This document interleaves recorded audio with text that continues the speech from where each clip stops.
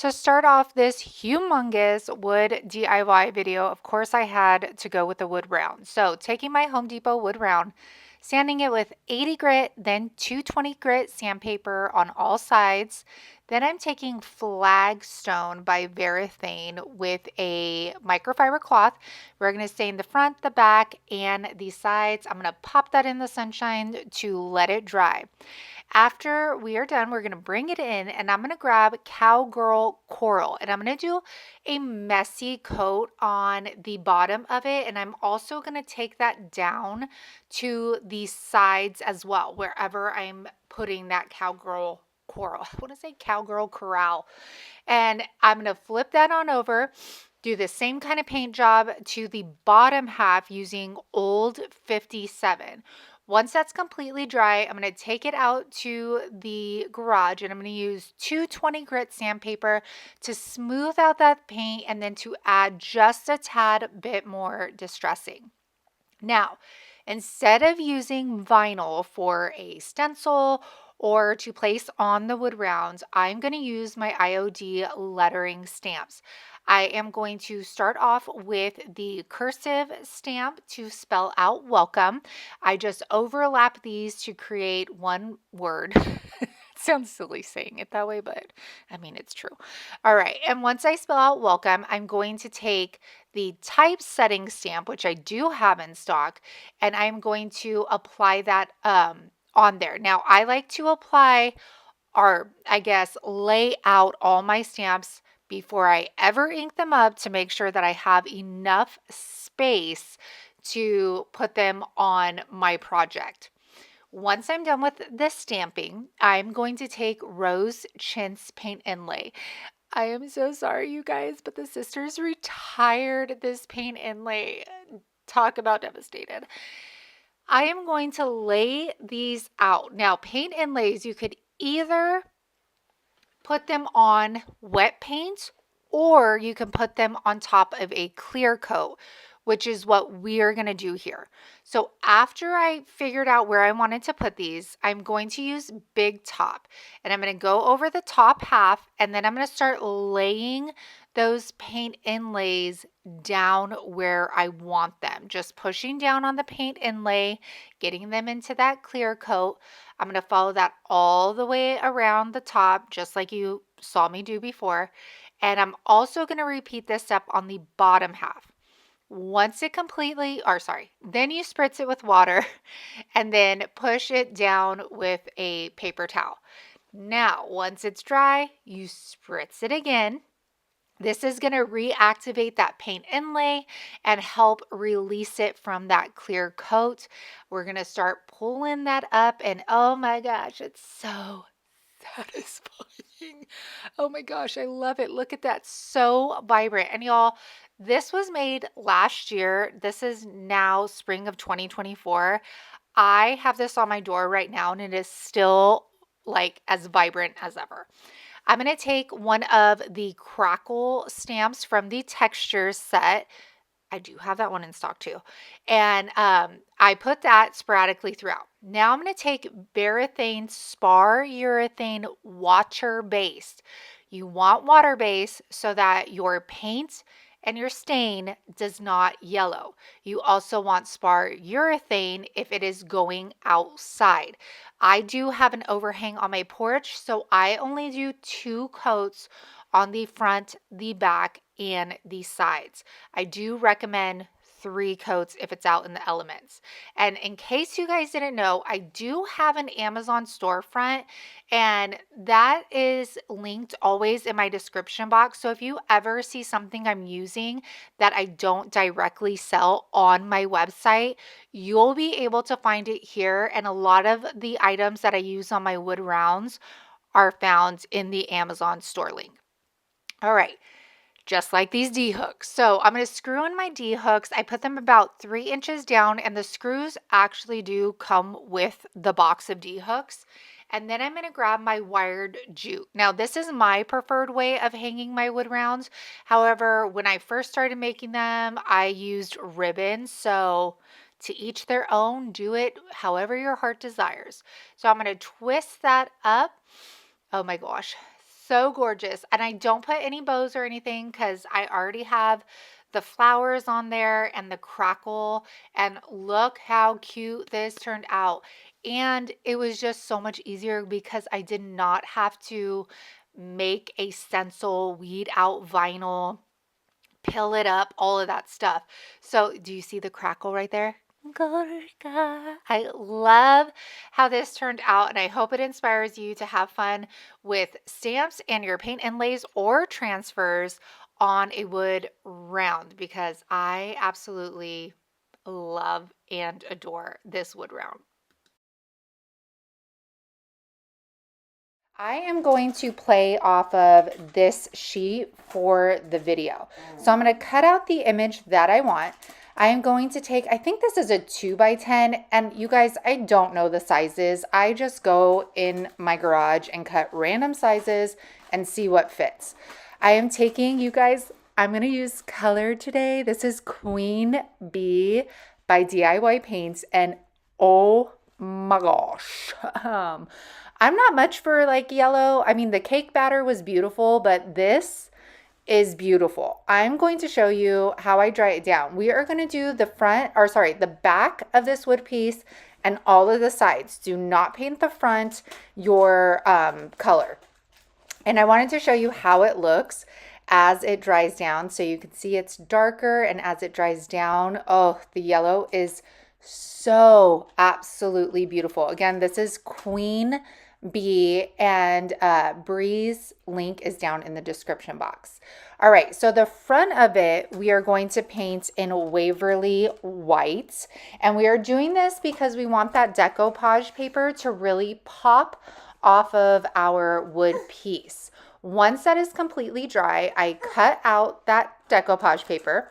We're gonna lay it on top. Now you can see it doesn't fit all the way on my piece. You could see like the white edges poking out, but don't worry, we will hide that. Now taking liquid patina, which is a decoupage medium, I'm going to put a coat on the top of our wood, then lay that decoupage paper down and just get whatever is left on my brush and push it down into the wood.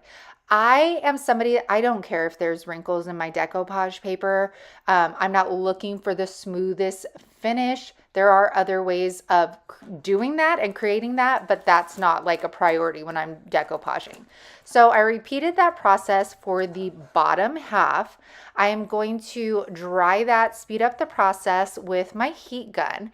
Once that is dry, I go back over the decoupage paper with that liquid patina again. Once that's dry, we're going to take this finger sander and I am going to sand in a downward motion the excess of the paper. It was super easy to do. After that, I take Queen Bee and a stencil brush, and all I'm doing is stippling it around the entire image. This is going to help it blend, those edges blend into the paper. Now, of course, we had a bust out mold. So I'm taking my amazing resin. You just have to mix 50-50 and then you stir it for 40 seconds and it cures within 10 minutes. So this is my definite go-to when using molds if I'm able to. I am going to use the mushroom mold from IOD. So we're going to let those set up, and I just wanted to show you the process, how they turn white. It happens so fast. And I love it. Okay, now can I just start by saying I am no like paint artiste whatsoever. I don't know how to blend colors. I am just going with the flow here. I am taking crinoline and I'm going to do all of the stems of the mushrooms I chose with this. What I did was I took the decoupage inspiration and I'm trying to translate that to my resin molds. So I took crinoline. Now I'm going in with some Summer Crush while that crinoline is still damp and kind of blending them into each other. Y'all, I went back and forth so many times about like finishing these. I doubted myself. I was literally going to toss these to the side until my husband was like, no, I think that they're good. Just keep going with it. So I just trusted the process, okay? So I did the same thing with the little ones. Then I took weathered wood by DIY with a smaller paintbrush and blended it. The mushrooms on the decoupage paper had like orange, brown, white, and red in them. So I was trying to imitate that as much as I could, but make it my own, of course. All right, so I'm just using an acrylic paint for the red because I did not have a bright red in DIY or Waverly paint. So I painted all of the tops of the mushrooms in the red. After that, I took the white wax and coated them. And I still felt like it was missing something. This was the point when I was starting to have some self-doubt, and I just kept going with the flow. I propped them up on the piece and was like, I'm not. I was like, I can't put these on. They're not pretty. And my husband's like, you know what? Add some of the white polka dots to the tops and see if that helps kind of just tie in your piece. So I did that, and I'm happy he was there to encourage me because it definitely would not have turned out the way it did if I wouldn't have added these. So now taking our molds, I'm going to take our, oh yeah, I'm going to take our thick and juicy. We're just going to call it that from now. It's really quick and thick and quick bite. Hey, I know you're excited like I am about this. Yes, I know. And we are going to adhere our molds to our wood piece, and that is it. Look at how beautiful this turned out. Even the bird looks like it's popping out from the wood.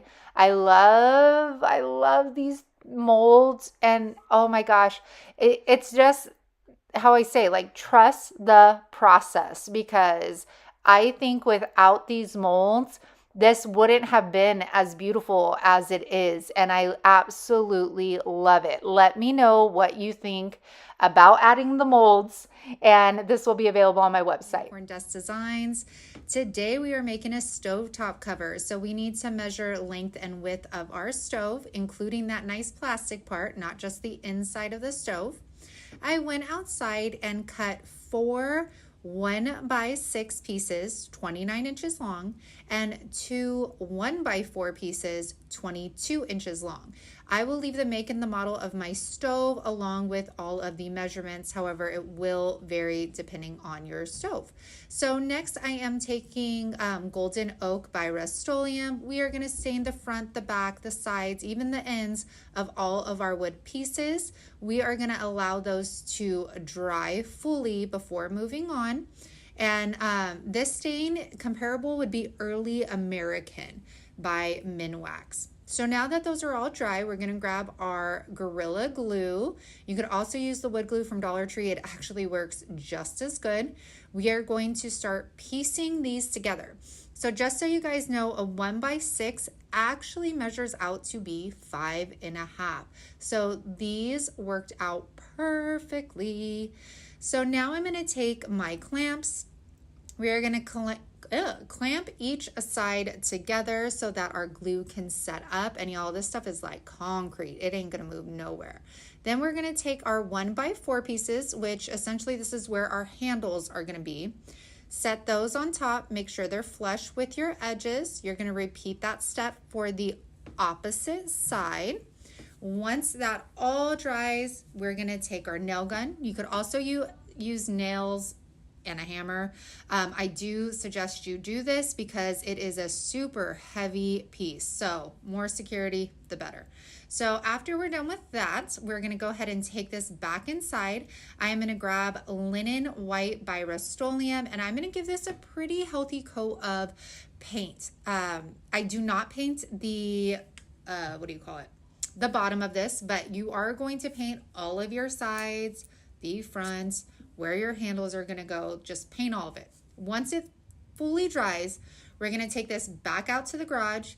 We got our orbital sander, 220 grit sandpaper, and we are going to sand away. Now, where you put more pressure, that's where you're going to take off more paint. So you can tell where I pressed firmly down on my board, and then you're going to go ahead and clean that up with a rag after you're done. Now taking these stencils I made with my Cricut, this is font Courier and the cursive is About Love, and I am using Aura Mask 813 stencil vinyl. All of this is in my Amazon store link if you want to head over to my channel and check that out. So we are going to rub these on, take our transfer tape off. Once we are through with that, I take the Rich Black by Folk Art. This is chalk paint and my mini roller. All I have to do is apply one coat of this. It is so jet black and beautiful. I love it. Once that dries, we'll go ahead and weed everything out. Now taking that rough sander again, we're gonna go ahead and just go over. I mean, if you want it more distressed, just hit it with the sander. After I'm done with that, we're gonna take, I sprayed it with clear so our black doesn't smear. And then polyacrylic, we're gonna coat it 2 times with this on the front and the back. After that dries, we're gonna go ahead and measure out where our handles need to be. Now I couldn't find the original screws, so I'm using silver screws here, and then I'm just gonna paint them black, and y'all, that is absolutely it. I hope you guys enjoyed, and make sure to go vote for your favorite project. This is the final round. Woo, woo. All right, bye you guys. I just cannot believe how this turned out. It is absolutely beautiful. I don't know why it took me so long to make one of these. I was so intimidated by it, but it was so easy to put together. I absolutely love it in my home, and I hope you guys try it out. Make sure to tag me on Instagram if you do. I would love, love, love to see your creations. So for this one, we are going to start off with a 6x6 piece of wood. Now, pro tip, measure your wood because a 6x6 actually measures out to be 5.25 by 5.25, sometimes 5.5. And that goes for any size of wood. So when it says like 2x8, you know, things like that, okay? So we're going to take Ballerina Pink by Waverly, and I am going to take my stencil brush from Dollar Tree, and I'm just going to give it a messy coat. I'm going to do the front, the back, and the sides. I am going to do the back of this because it will be a freestanding sign, meaning the person will be able to just stand it up and they don't have to hang it on a wall. Of course, you could put a sawtooth hanger on it, but we're not going to need that. So after we're done with this, I'm going to take my IOD stamps. This is a part of their crackle pack. It comes with 4 different like crackles in the stamp set. I'm using their stone gray ink pad. Look at how cool that looks. We get the crackle without having to use any of the different mediums. And then I'm going to apply just a little piece on the side. Oh, just that added detail is everything. So after we're done with this, I am going to take my design that I made, and I'm going to take a stencil brush with Elephant Gray by Waverly, and I'm going to stencil that on. Now keep in mind, if you are part of my membership group, then you have access already to all of these Mother's Day designs that I did on the Cricut. So I hope you enjoy them. All right, after that, I am going to do 2 coats of this color here. Once it dries, I will go ahead and peel back that stencil vinyl. This is Aura Mask 813. And look at, ooh, no bleeds. And then I'm just going to weed out all those nooks and crannies of our letters. Now, you can leave it like this, but you guys know I always got to do just a little something extra. So what I'm going to do is take my IOD molds. I'm going to take my air dry clay, and I'm going to dust some cornstarch on there first so we don't have it sticking. And once I do that, let's see, let's get that air dry clay out. You can also use hot glue in your molds as well. So that's also an option, but I'm just going to stick this clay in there, and then I'm just going to rub the excess off to the sides. And this mold has these beautiful little birds, which I knew would be great. Then you're just going to get that mold, and you are going to pop those little babies right out. I'm going to clean up the edges of them. I just wanted them to look a little cleaner. Now, while these are still wet, I paint mine. I don't know if you're supposed to do it or not, but that's how I do. So I am going to paint them with that Ballerina Pink, and then I am going to set them aside, let them dry. Once they dry, I'm going to come in with a gray wax and dust that over my birds. That way, all of the little details, and let me tell you, there are tons of details in these tiny birds. It's insane. So then taking my Star-Bond glue, I'm going to attach those to the side. I was having such a difficult time holding these. Yeah, that one plopped right down. But look at that little added touch. For me, it is all about details. Like just that little extra step can take something from that's so cute to, oh my gosh, that's gorgeous. I need it in my house. So you guys, that is it for this one. It turned out absolutely gorgeous. It is one of my favorites out of this video. That crackle effect is gorgeous, the gray and the pink, the simplicity of it. And I think your mom would definitely get the message with this wood sign. So I hope you enjoyed it. I'm going to start off with a cabinet door. I'm going to just use some spackle and I'm going to fill those holes. This is the type that like turns white when it is dry. Once that is completely dry, I am going to go ahead and take a like soft sanding sponge. I don't know what this is called, but I'm going to take all of that excess off. And I did this just in case the salt wash didn't do its job, but it usually does.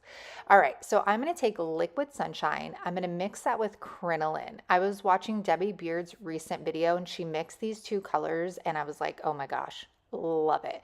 This is going to give me a softer yellow than what liquid sunshine is. So I'm going to start by painting the inside frame of my cabinet door, and then I am going to take some more paint, mix it up, and we are going to do salt wash on the outer frame. Now, when you're working with salt wash, it is a paint additive. It's going to give us a bunch of texture and give us a weathered look. A little bit of this goes a long way, and I do sell it on my website in 10 ounce, a kit, and then this big old daddy right there. All right, so I'm going to take my chippy brush and we're going to stipple that around the entire frame of our cabinet door. Once I get that to be dried down a little bit, I'm going to go back in and I'm going to knock those peaks down. So when you're stippling, you're creating almost like these little hills. And then when it dries, you go back over with that same paintbrush and you knock them down. And this is going to give it a more flat, almost concrete texture to it. Once that completely dries, I'm going to take this beautiful paint inlay from IOD and I'm going to use my nail to press it in and give me a nice line as to where to cut.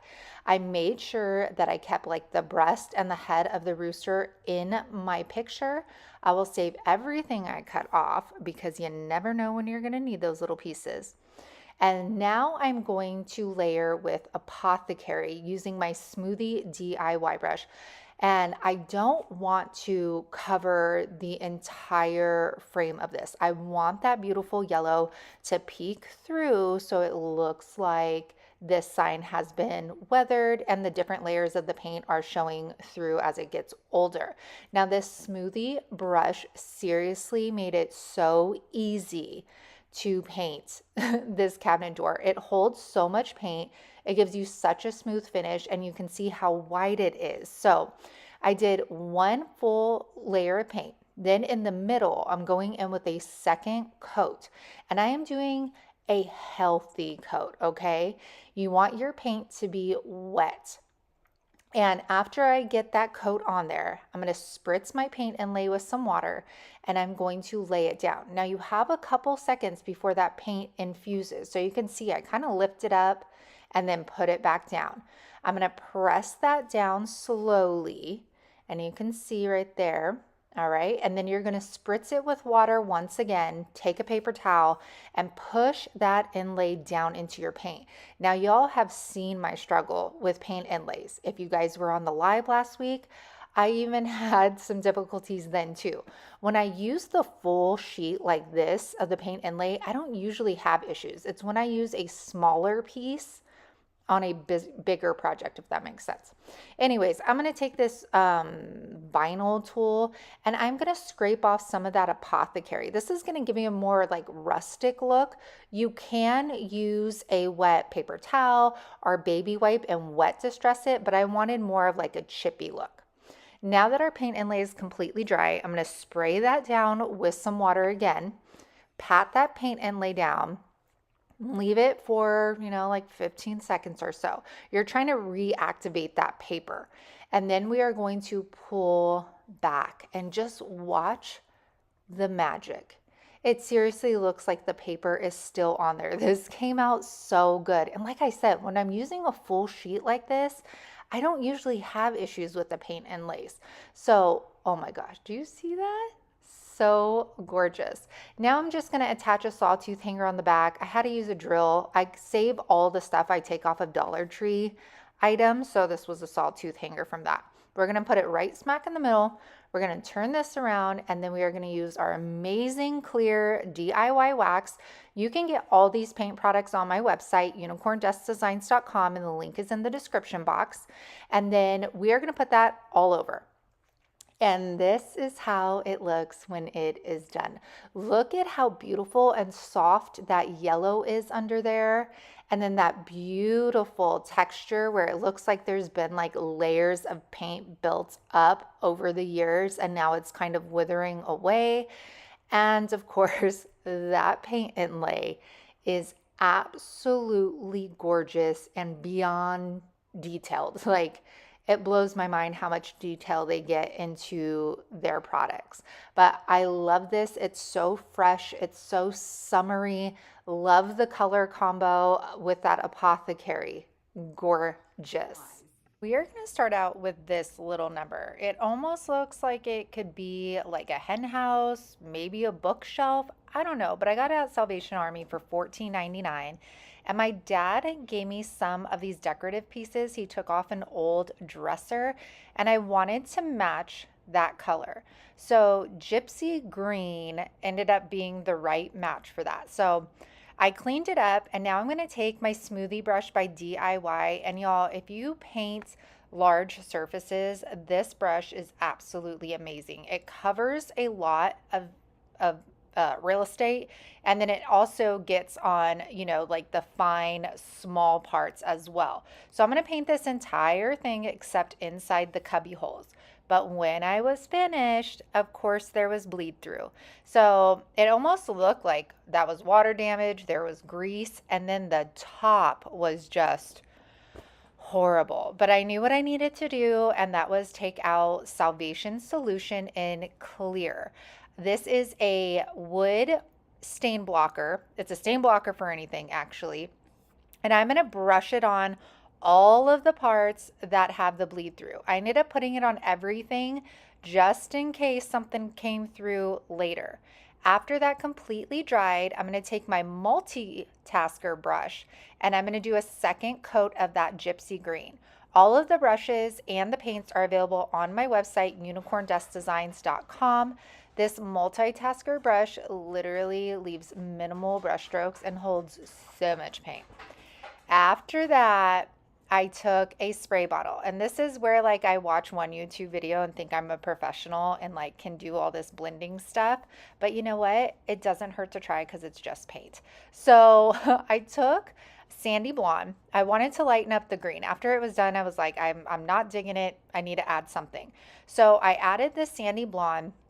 I ended up wetting the entire surface, blending it in, and then wiping it back. And this completely lightened the entire thing. And I do this everywhere that I put that green gypsy color. Now I'm taking a spray bottle and it's mixed with 50-50 liquid sunshine and water. And I spritz that on and then I move it around with my heat gun. I wanted this to look like almost like a potting bench, like it was in somebody's garden. They put their gardening tools in there, pots, and it's set out and, it is starting to weather. It has drips on it from the rain. That was the look I was going for here. And you'll see that I add flowers later. So I start from the top of the wood pieces so it looks like it's dripping down. And then I just catch the drip so it doesn't fall inside the cubbies. And I'm going to do this same process with the side. Now, this might not be everybody's style, and that's okay.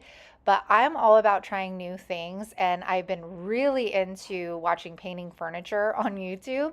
So, you know what? I'm going to have fun with it. So after that dries, I'm going to get these ladies in waiting. There's like 4 of these big transfers in the IOD pack, and I am going to go ahead and push down on that transfer as I'm lifting the sheet up. I'm then going to burnish it, and then I do a different color flower on the opposite side of this shelf. I'm going to take those little decorative pieces, and I'm going to take the Quick and Thick Titebond, and I'm going to place those on the 3 pieces of wood that are in the front here. After that dries, we are going to take DIY clear wax, and then I'm going to go in with dark wax. So I did the clear wax first. That way my dark wax will be more movable for me, and I can wipe it back if I'm not digging how dark it's getting.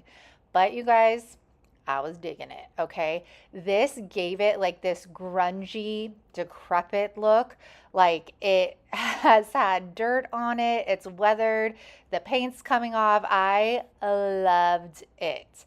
And after this, you guys have to, honest opinions. It's okay. It's all right.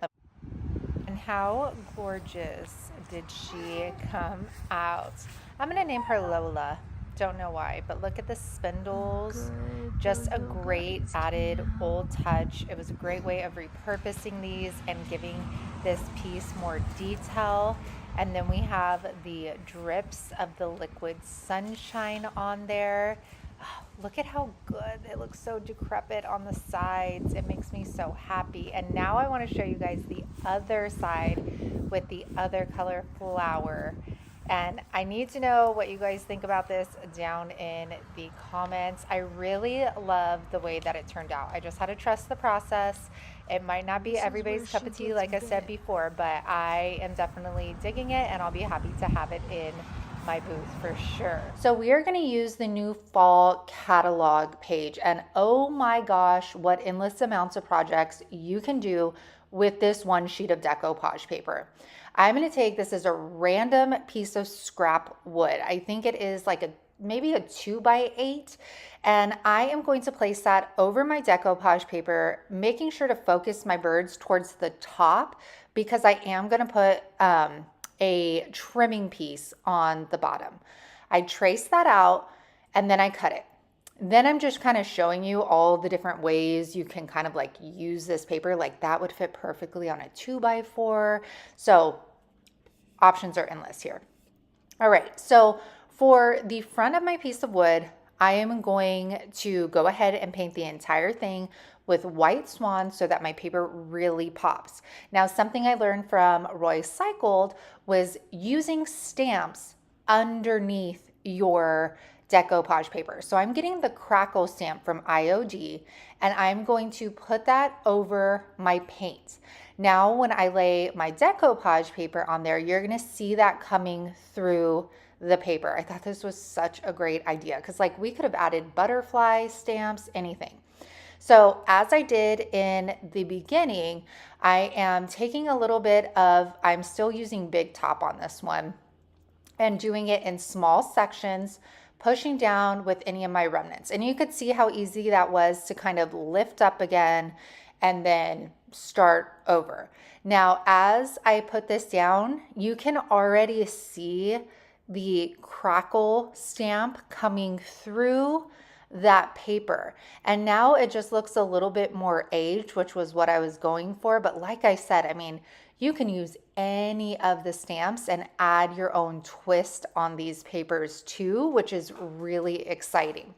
Now, after I'm done with that, I get all of the excess paper off, and then I will put another top coat over our decoupage paper. I'm going to grab letterpress, and I'm going to grab my salt wash. I'm going to mix that up because I want this tile block to almost look like it was a pavement stone, or I don't know, a brick or something like that. So with my chippy brush, I just am gonna stipple that on. You could already see all of that texture. And what you create with your salt wash, that's exactly how it's going to dry down. It will not flatten down like baking soda would. It creates these beautiful peaks and ridges, and I mean, possibilities are endless. So I keep on saying possibilities are endless, but they really are.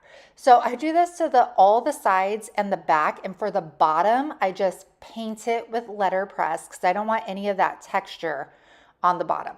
And doesn't this color, the letterpress, dry down to look so much like cement? Mwah, chef's kiss. Okay, now I'm going to take out my trimmings molds, my amazing resin, which cures in 10 minutes. And whenever I bring out my resin, I just pour extra stuff to put in my desk.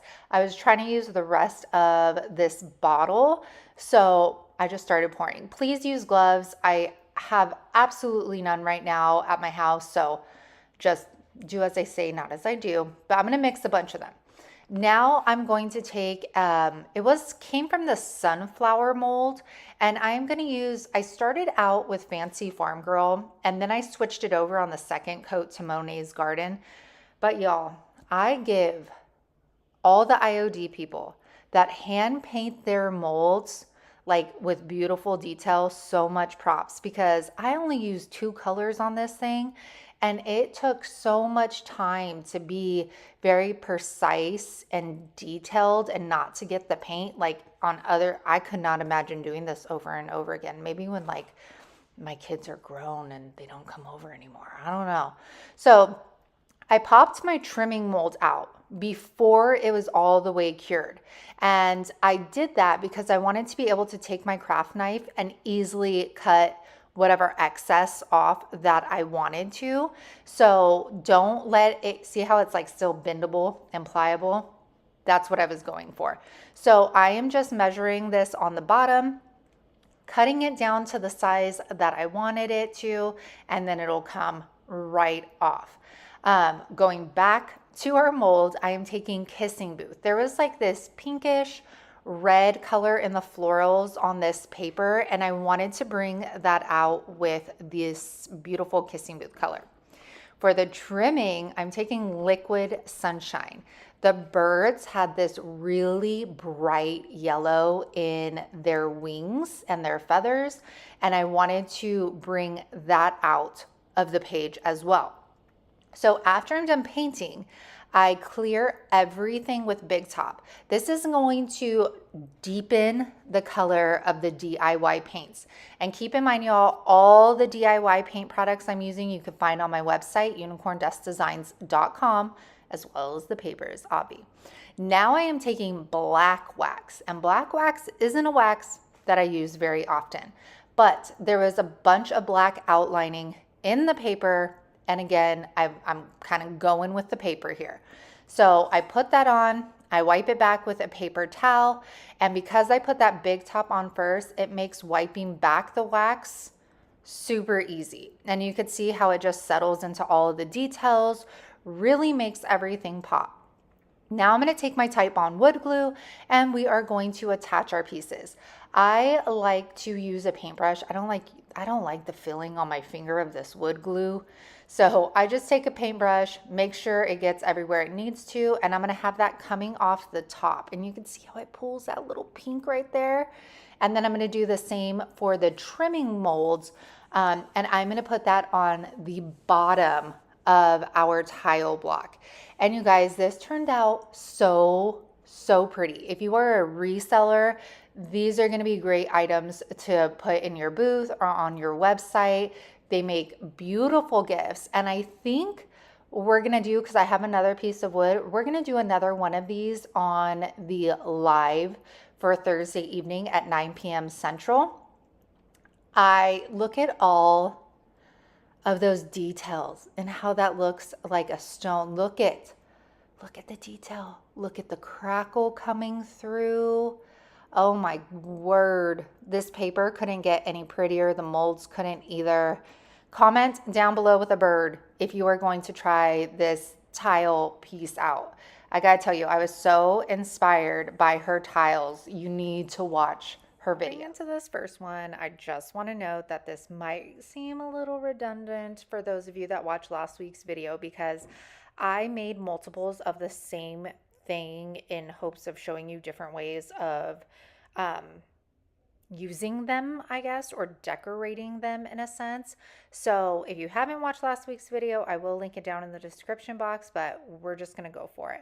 So I made another one of these boxes. It is smaller in size. Initially, I thought that I was going to put it like on a candlestick and use it as a riser that way, but it ended up being a little too large. So there's my backstory. So we're going to use gravel road on this one. And y'all, this might seem like it is not doing full coverage for me on this piece of wood, but the DIY colors are clay-based and they dry down lighter. So you'll see right here that as I'm drying it down, it is definitely full coverage. I love it. I'm going to paint the bottom of the box and then the inside and the top of the rim in gravel road. The outer part of the box, we are going to decoupage.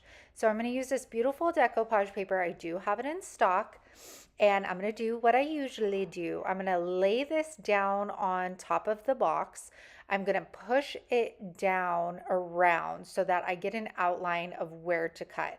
If I could not waste more paper, that is my goal. So you'll see as I turn it around, the line right there, I just cut a little above that line, and that way I'm not wasting any of my paper. I'm going to grab my liquid patina, and if y'all haven't tried this decoupage medium, you are missing out. It's just so much smoother than Mod Podge, and it's thinner, so you're going to have less bubbles, less wrinkles. It's amazing. And you guys, ever since I started using this plastic wrap hack, I will never go back. Ever, never.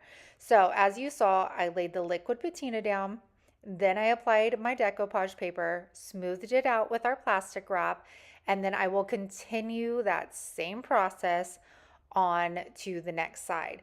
I also found that while I was drying down the paper, using that plastic wrap to smooth out any wrinkles while drying worked fabulously. I'm going to do this all the way around. And as I go on each side, I'm going to use my finger sander and I am going to sand in downward motions. Make sure it is thoroughly dry or you are going to rip that beautiful decoupage paper, which we don't want to do. Now, taking that liquid patina, I'm going to seal all around our paper.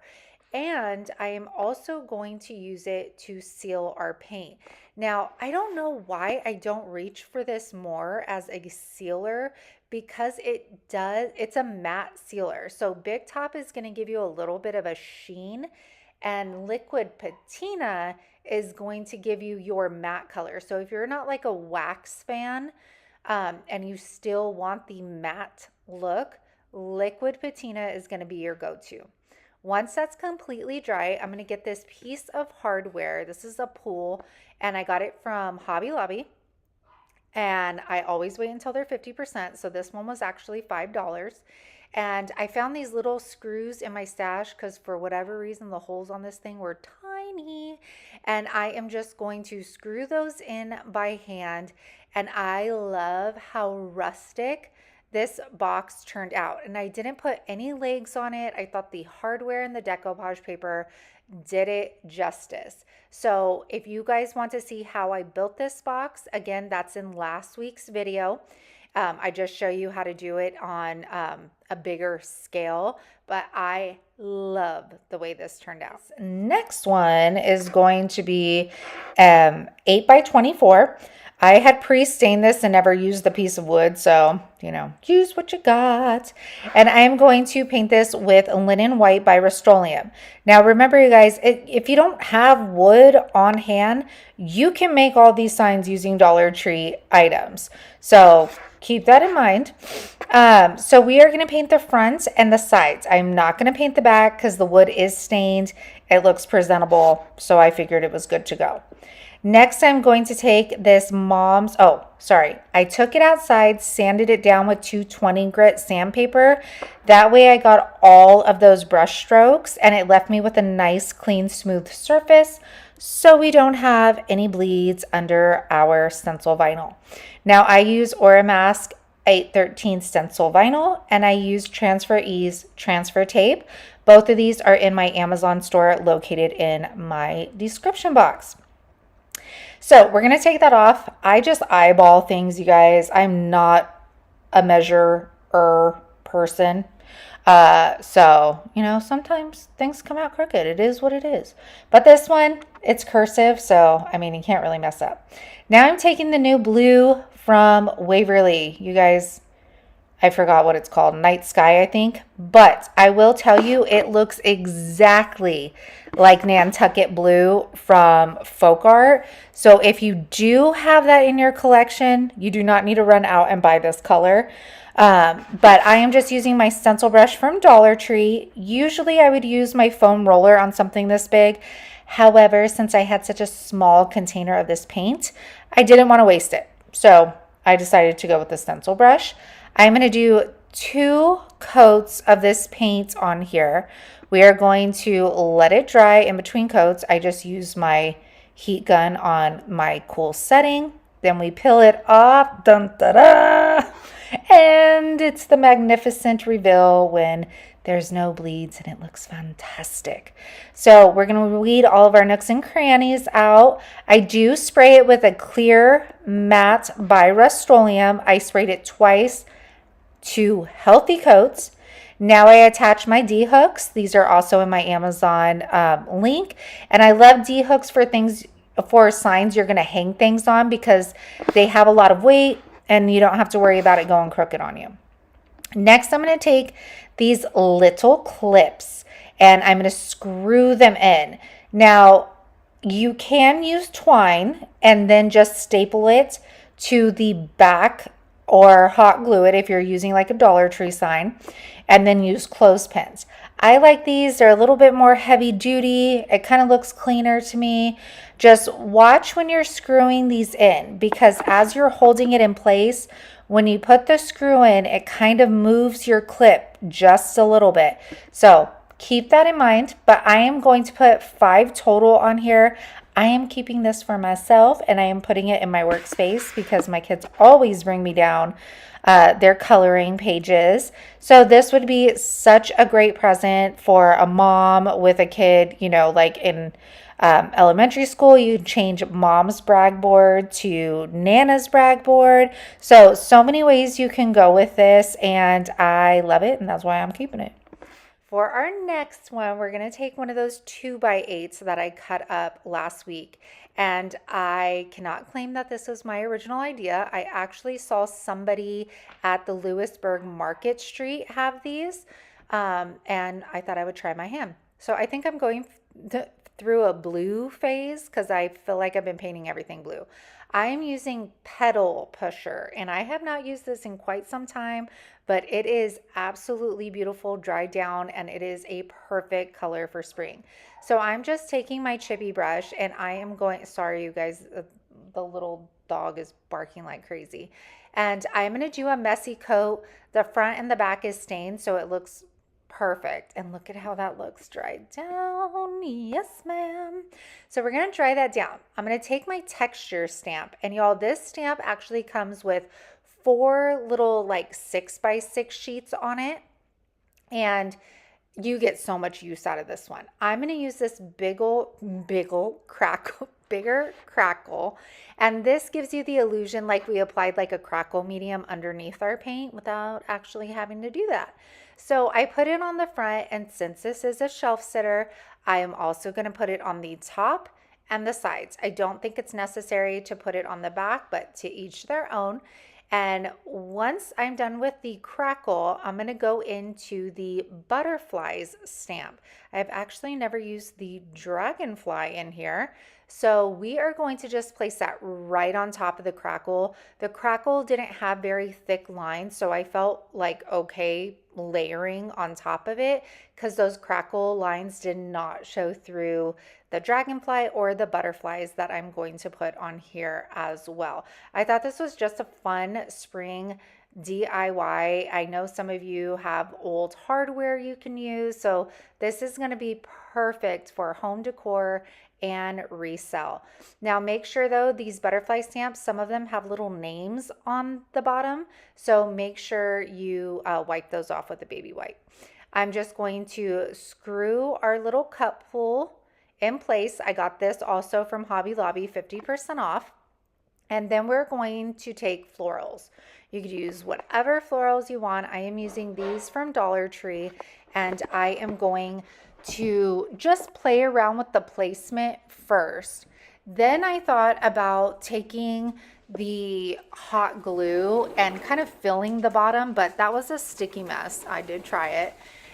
So I ended up just getting the stick of the flower at the bottom, applying the hot glue to the back of it, and then sticking it in there so that the floral would actually like adhere to the wood and not move around. Once that was to my liking, I grabbed a little bit of Spanish moss and put some hot glue down in there and then stuffed that down. This kind of like covered up all of like the gaps and the holes in like the cup pull, and then covered up the base of the stems, which I liked. And look at how cute this turned out. You guys, I can imagine this in so many different colors, so many different pools, flowers. I mean, the options are endless with this one. And I think that this would be a really, really great resale item, but I mean, home decor as well. So I hope you enjoy. Wood. So I got this piece of wood. They come in a 5-pack from Hobby Lobby. I am taking that salt wash and I am just putting it in very random spots on the piece of wood. When you order the salt wash, it actually comes with a pamphlet of how to achieve different looks like weathered wood. So I cannot wait, you guys, when I have access to my wood and everything, to try this out on all different forms of wood. So as you can see, totally random. I'm stippling it on. I really want a lot of that texture on there. And then once it dries, I'm taking that milk paint. Again, this is milk paint from the previous DIYs. I did these all in the same day. I was like totally vibing all of this stuff, if you couldn't tell. And I am not trying to cover the entire piece of wood. I am just coating it. I want to see some of that wood through there, maybe some of that white in the chiffon color. And it is so pretty, you guys. So you could use any kind of color combo. You can mix the salt wash with any color. And now I'm taking my rough sander. I would have used like my orbital sander if I knew where it was, but the sanding block worked just fine.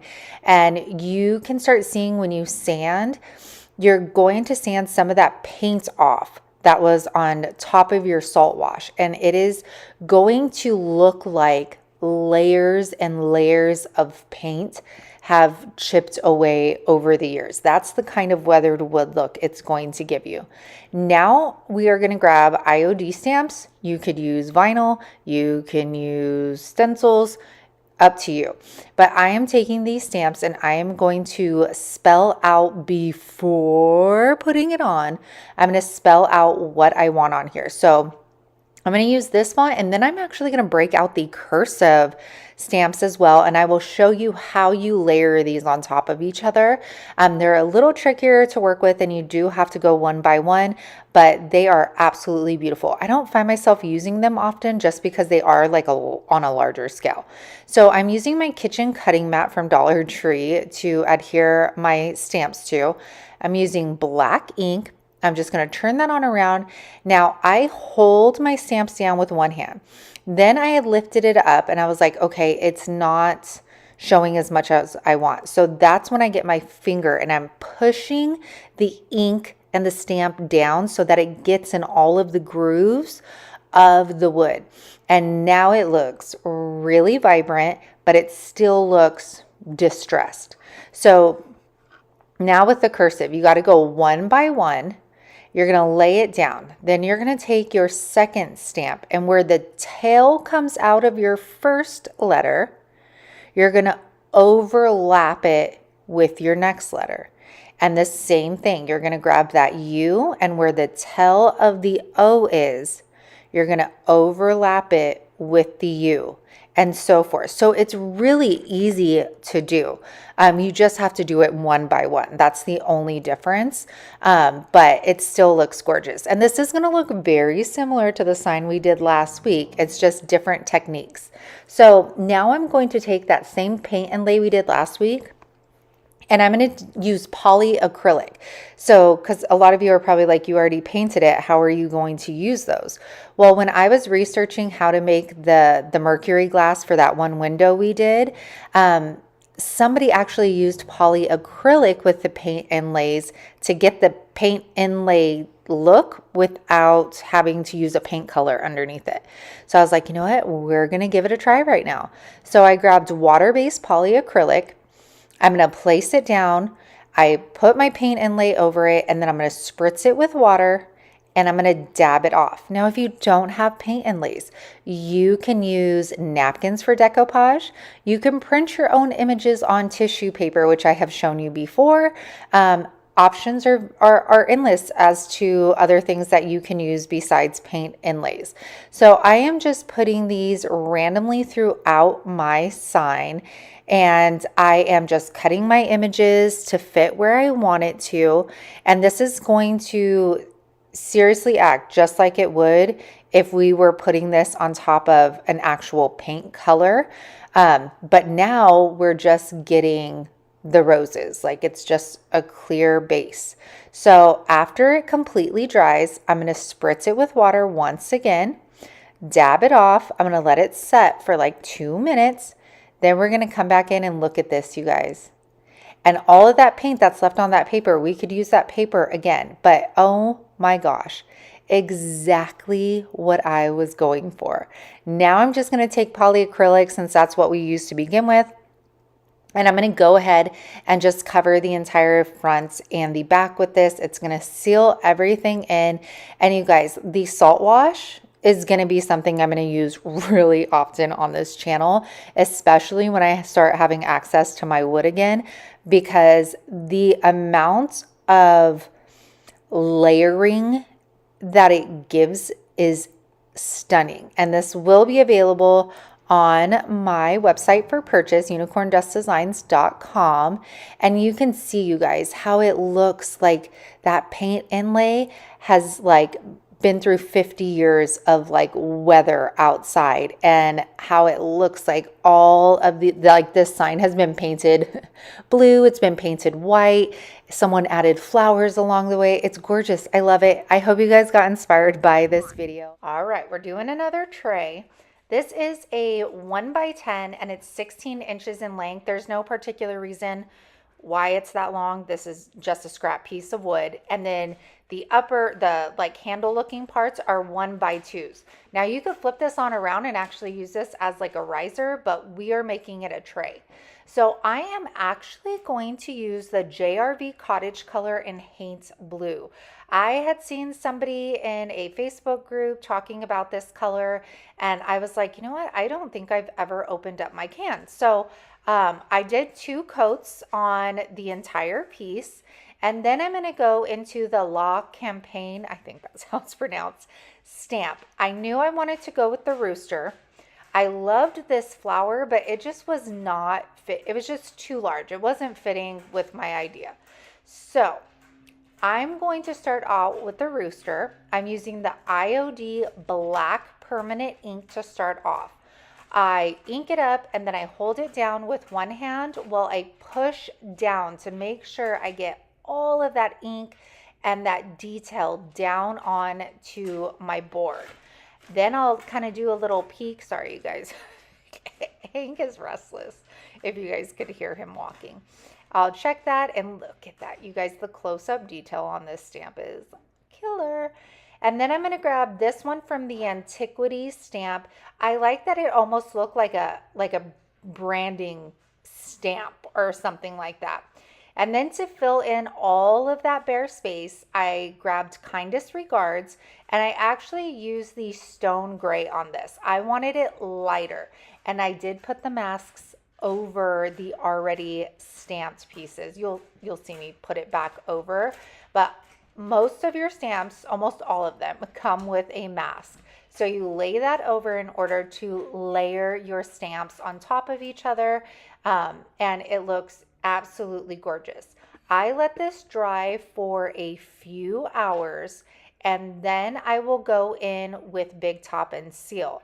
Now, the JRV Cottage colors have built-in sealers, but we still need to seal that ink. I know it's permanent, but I would still seal it. So I do 2 coats of the Big Top since I feel like this is um, a high traffic item. High traffic.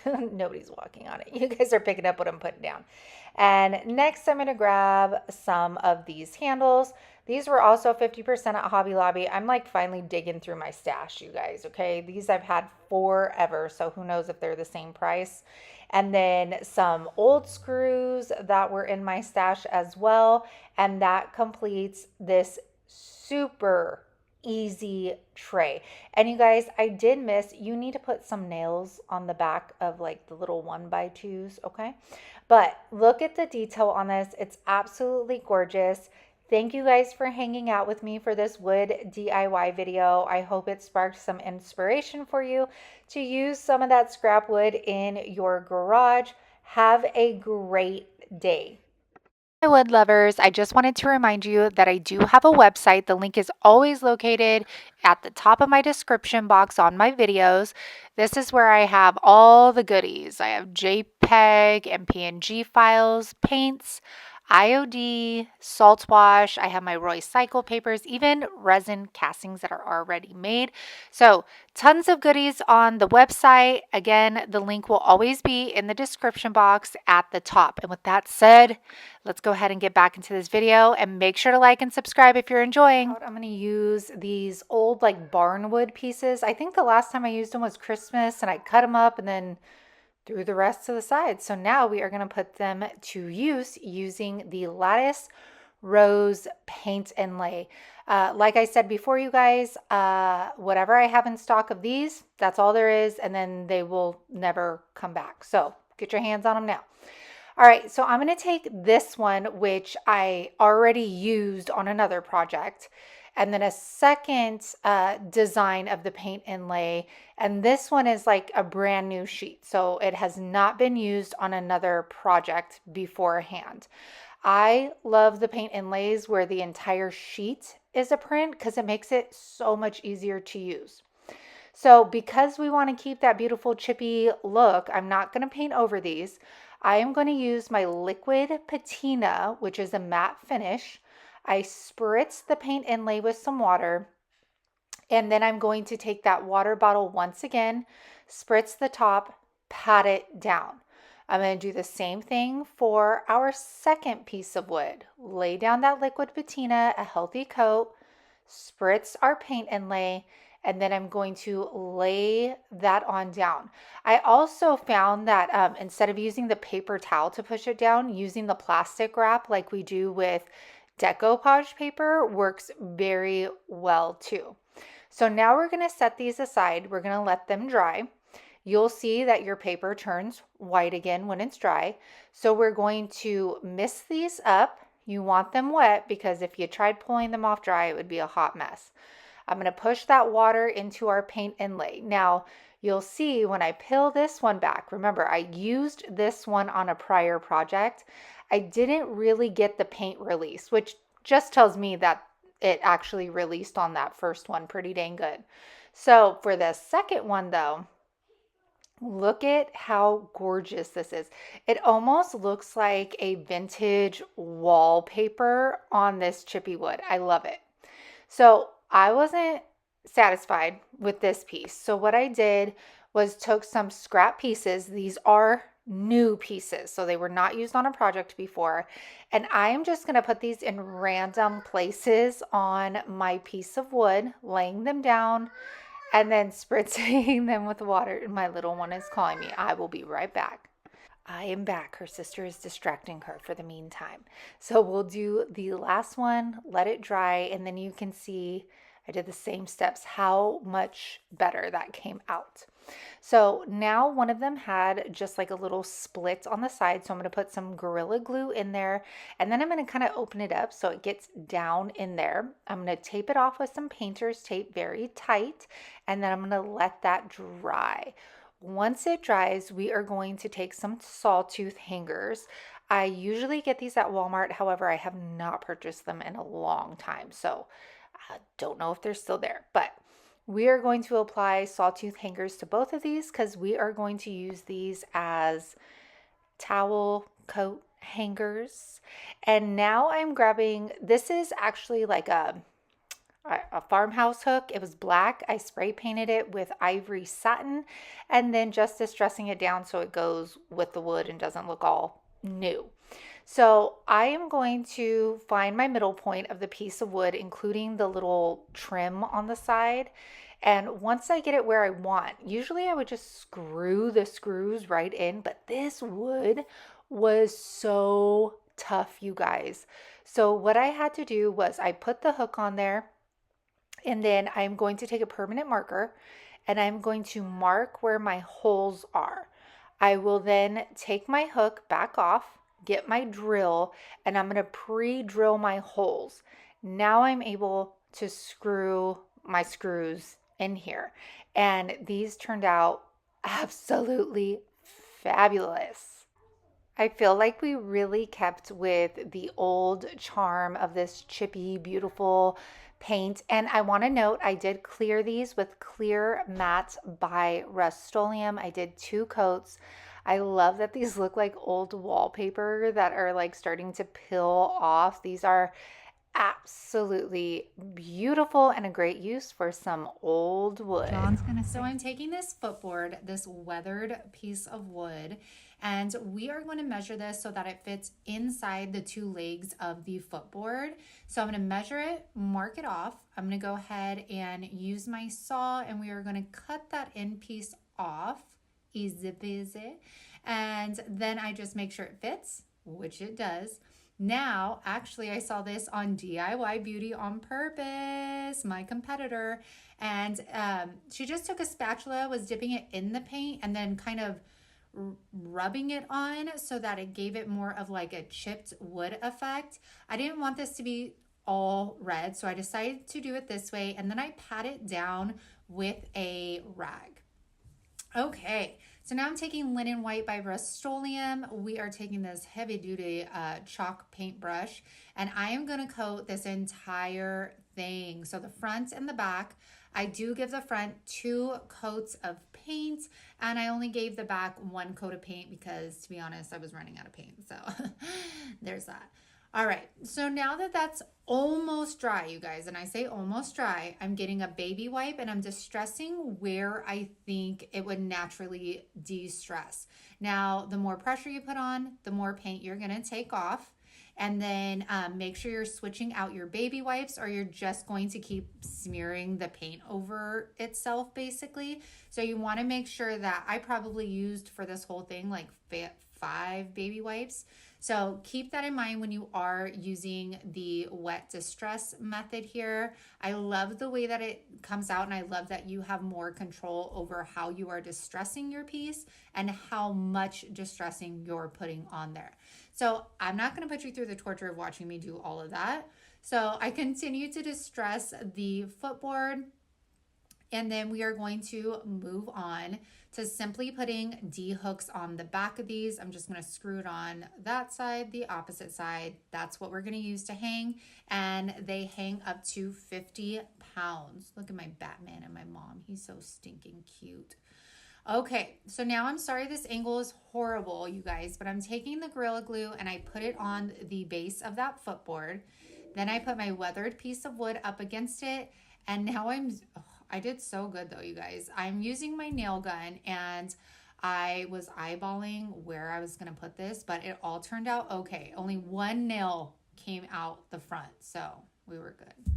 All right, now taking this, it's kind of like a silk screen stencil. I got this from Joann some time ago, and it works incredibly. So I am taking Nantucket Blue, my stencil brush by Dollar Tree, and I am just going to stencil that on. Hashtag duh. All right, and then after we're done with that, well, it's still wet, I peel it back, and you guys, that's it. That's all there is to it. It's done. This piece turned out more beautiful than I could have ever imagined. I love the simplicity of it. I love how you can take one person's trash and make it treasure again and make it something amazing. And it's definitely a statement piece, and I can't wait to see it in somebody else's home one day. Last one. So this is an 8x8, or if you wanted to get technical, 7.25 by 7.25. And I am going to paint it with plaster once again. Now, this time I am doing a nice clean coat. So I don't want this to be distressed looking. So I do 2 good coats of this. And then I'm going to grab some napkins that my girlfriend Holly sent to me. They are so gorgeous. And I thought the eucalyptus branches were too thick. So I ended up cutting the branch in half so that I could use one on the top and one on the bottom. So I cut that. I take the 2-ply apart. And then I'm going to take my Cricut scissors. These are actually great for detail work. And I'm going to cut all of the excess white off. You want to cut as much of that off as possible. Our background is white, so it's not going to be like too crazy if you don't get everything. Then I'm going to get our Mod Podge. I'm going to put a thin layer to start off. I like to put Mod Podge on my piece, not the napkin, because then it gets crazy. And then I'm going to pat this down. Now, I was watching the DIY struggle, Brandy, and she actually uses a sponge to like pat down her decoupage, which is pretty genius. I need to get that. I'll attach her down below so you guys can check her out. But I'm going to do this to the bottom. And then I'm also going to do the same thing to the top of this. Now, I decided to clear mine with my clear Spart urethane. I don't know what, I think it looks better than Mod Podge. Mod Podge, you could definitely use it. I just feel like it looks gunkier or like filmy. I don't know how to explain it, but I like the look of this clear better. So after that, I take the design I made. This is also in the membership group, and I'm going to stick that on with black permanent vinyl. It says the only thing better than having you as my mom is my children having you as their grandma. So after that, I'm going to take some raffia, and we are going to wrap that around our hands about 3 times. And then we will take another piece and just wrap it around the center. Don't forget, don't forget in June, I will come out with a step-by-step bow tutorial that will be in real time, and it'll go over all these bows that I use commonly in my videos. So that bow was a little too plain. So I grabbed some more raffia, and I'm going to kind of cut it into strips and then attach it to the back of this bow and just do another wrapping of raffia in the middle. Easy peasy. Now you could attach a sawtooth hanger, twine to this, whatever you want. I like it as a freestanding sign. I just feel like it could go more places. So I'm just going to hot glue my raffia bow to this, and we are done. I am going to send this to my mom. I think it's so beautiful. I love that green. The bow adds just another little touch to it. So you guys, I hope you enjoyed these Mother's Day wood signs. I hope they inspired you and got your creative juices flowing. All right, for this one, we are using a 6x6 piece of wood. Everett is the one that chose the image, so we are going with these 2 beautiful birds. Now, this decoupage piece had these little like splatter pieces on them, so I didn't want to cut super close to the birds. I wanted to keep all of that beautiful color in, so I'm taking a wet paintbrush and I'm just kind of going around it in a fluid motion. I'm not trying to get straight lines. I want it to look like torn paper.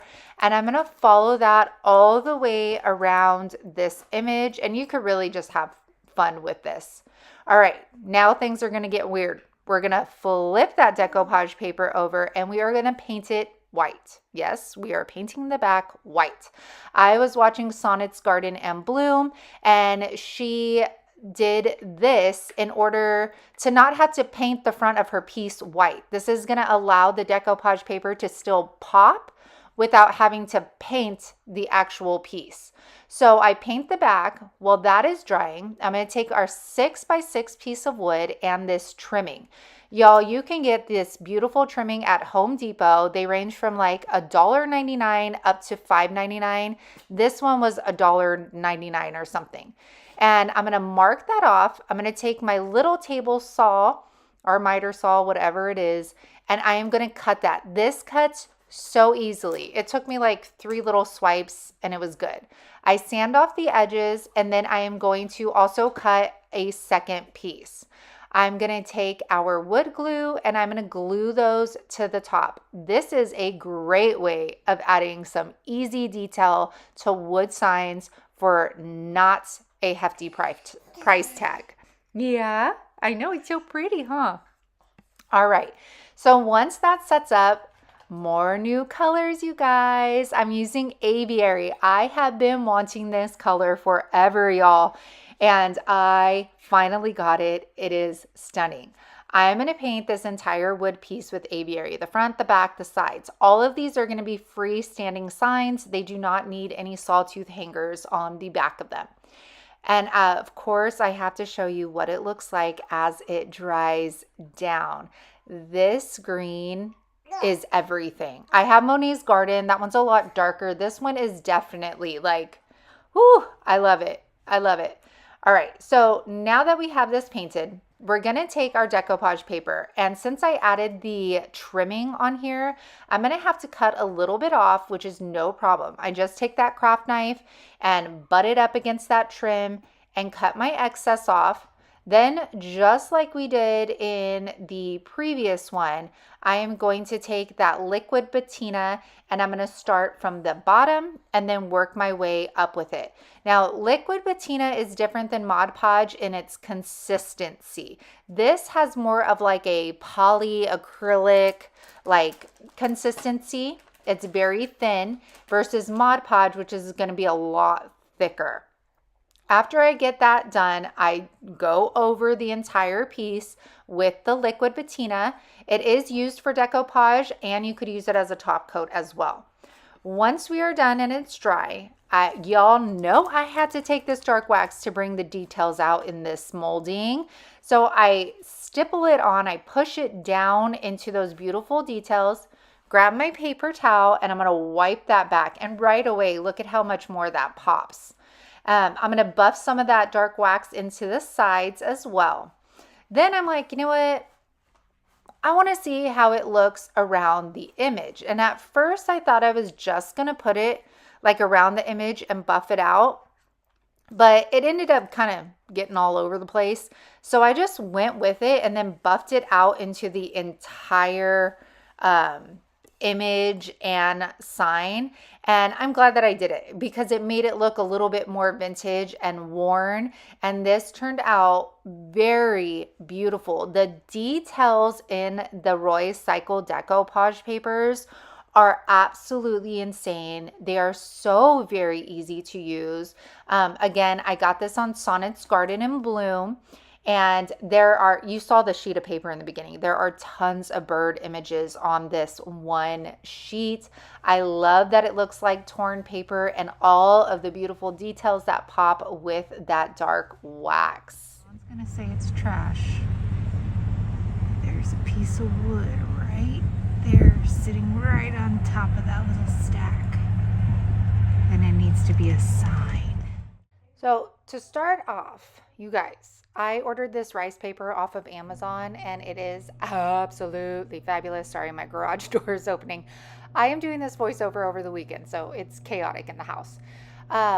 But I'm going to take a block of wood that was left over from the previous wood video, and I'm going to paint this with cake batter. I'm going to do the front, the sides, all around on here. I'm going to get that rice paper. All of the graphics that I use in these DIYs are from graphicsfairy.com. I'll leave the link down in the description box. And all I searched was like vintage people or something like that. I am trying to use some Dollar Tree like craft scissors, and they just were not doing the best job here. So I went with it and let it happen. It didn't need to be perfect because that's not what this DIY was all about. And I'm going to take my liquid patina. Y'all, this rice paper, oh my gosh, it's not too thin. It's not too thick. It is absolute perfection. So I applied my liquid patina on the bottom in sections, laid that rice paper down, smoothed it out with that plastic wrap, repeated the process for the other side as well. I do want to note that I did spray the rice paper with Clear Matte by Rust-Oleum just because I had printed the paper and I didn't have the patience to wait for it to dry, and I didn't have any issues with the ink bleeding at all. Now I'm going to take that liquid patina and I'm going to go over the entire piece of this wood and go over the rice paper image as well. Liquid patina is going to give me the matte finish that I want. Big Top will give you a little bit of sheen. And so I wanted the matte finish for this. After that completely dries, I'm going to take fabric from my old pillowcase. I hate that I like repeat that all the time, but I know it's going to be the one time that I don't say where I got this from that a lot of people are going to ask. So I recycle my pillowcases that I use on the couch and cut out the back sides because the front usually has an image on it, and I repurpose it. So I cut this down to size, and then because this doesn't easily fray, I have to get my weeding tool and pull the fabric out, and I'm going to do that all the way around this piece. Now I'm going to take my apothecary stamp, and y'all, I have gotten so much use out of this stamp. These blocks alone will pay for these stamps because they are fabulous. They come with 4 fonts, and these I do have in stock, but again, once these are sold out on my website, I will not be able to order any more until June because they are completely sold out on the warehouse, in the warehouse. So make sure to get yours. So I'm laying out all of my words first. Then I'm going to apply my permanent black ink on top of them, and I'm going to press them down very firmly since we are using fabric on there. I got all of my quotes just by searching, like Google search, and then just match them up to the pictures to make some fun, quirky little blocks. So I am going to repeat that all the way on the top. And you guys, this takes some time because you really have to play around with the stamps and the placement of them. Once I was done with all of these stamps, I'm going to take these gold thumbtacks that I got from Walmart, and I'm going to put that on all 4 corners just to add a little bit of detail to this wood block. But of course, I'm not done. I'm going to take the textures stamp, which I do have in stock, and I am going to coat that with some black ink, and I'm going to put that around the entire wood block just to make it look aged and distressed. Now, that wood pile that we saw in the beginning of these DIYs, we cut those down to size, and these I'm not going to paint. The wood is beautiful. I want these to look aged and old, so we are leaving them as is. I'm going to take this other beautiful angel photo, and I'm going to cut the little vessel off the bottom because I didn't need it. It wasn't going to fit on there either way. And we're going to repeat the process. Now, the rice paper is thick enough where I don't have to paint white on the back of this like I do decoupage paper to make it pop. So I just go right in with that liquid patina and then do my thing. I am also, of course, going to put a coat of that over our image and the entire block of wood. I cut my fabric, I fray it, and then this step I did not show you in the first one, but I take my glue gun and I put a thin bead of hot glue down. This is going to keep our fabric in place and it's going to hold it nice and tight. The tacks wouldn't do it for us here. Just make sure it's thin so that that hot glue does not come through your fabric. Now again, we're going to play around with placement. Now, you guys, these DIYs are going to be great for those of you that do craft shows, that have a booth, and these are going to be so much fun to do with friends and family, or even gift them seriously for any occasion, because you could put any quote you want on these. So I had to get crafty and I used the exclamation sign for the percentage and the periods in this stamp set, and it worked out fabulously. But like I said, it takes quite a while to like stamp your entire quote down onto the fabric. Now for this one, I'm going to use, look at Everly decided she wanted to craft with me. So she's painting little fairy doors and we're going to screw them onto the trees outside. So that'll be a lot of fun. So for this wood block, since it looks aged and old, I got these like aged brass furniture. You guys are picking up pins, whatever. And I'm going to hammer those down to all four. And then that's going to complete this wood block. Now I'm going to show you another version. I won't like repeat all the processes, but again, using that aged wood that I found outside. Now this is going to be a bigger block, and I was okay with that because I was going to use a longer image and I was going to do something different with it. So I utilized my entire piece of rice paper here. I resized them on my Silhouette Design Studio. That is free, you guys. You do not need a Silhouette vinyl cutter in order to download that program and use it to resize images. And then I am just going to cut the image that I want out. I think these are cat ears, not bunny ears, but I don't know. She looks sassy and I absolutely loved her. So we're going to keep that picture big. I'm not cutting anything off of it. We're going to repeat the step with our liquid patina, adhering it on and covering the entire piece of wood. Now, with the quote that I'm using for her, it is like a sassy quote, and I thought, you know what, I'm going to use some kind of ribbon.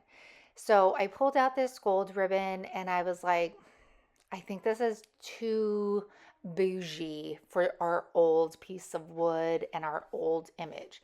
So I found this ribbon from Dollar Tree and I was like, this is perfection.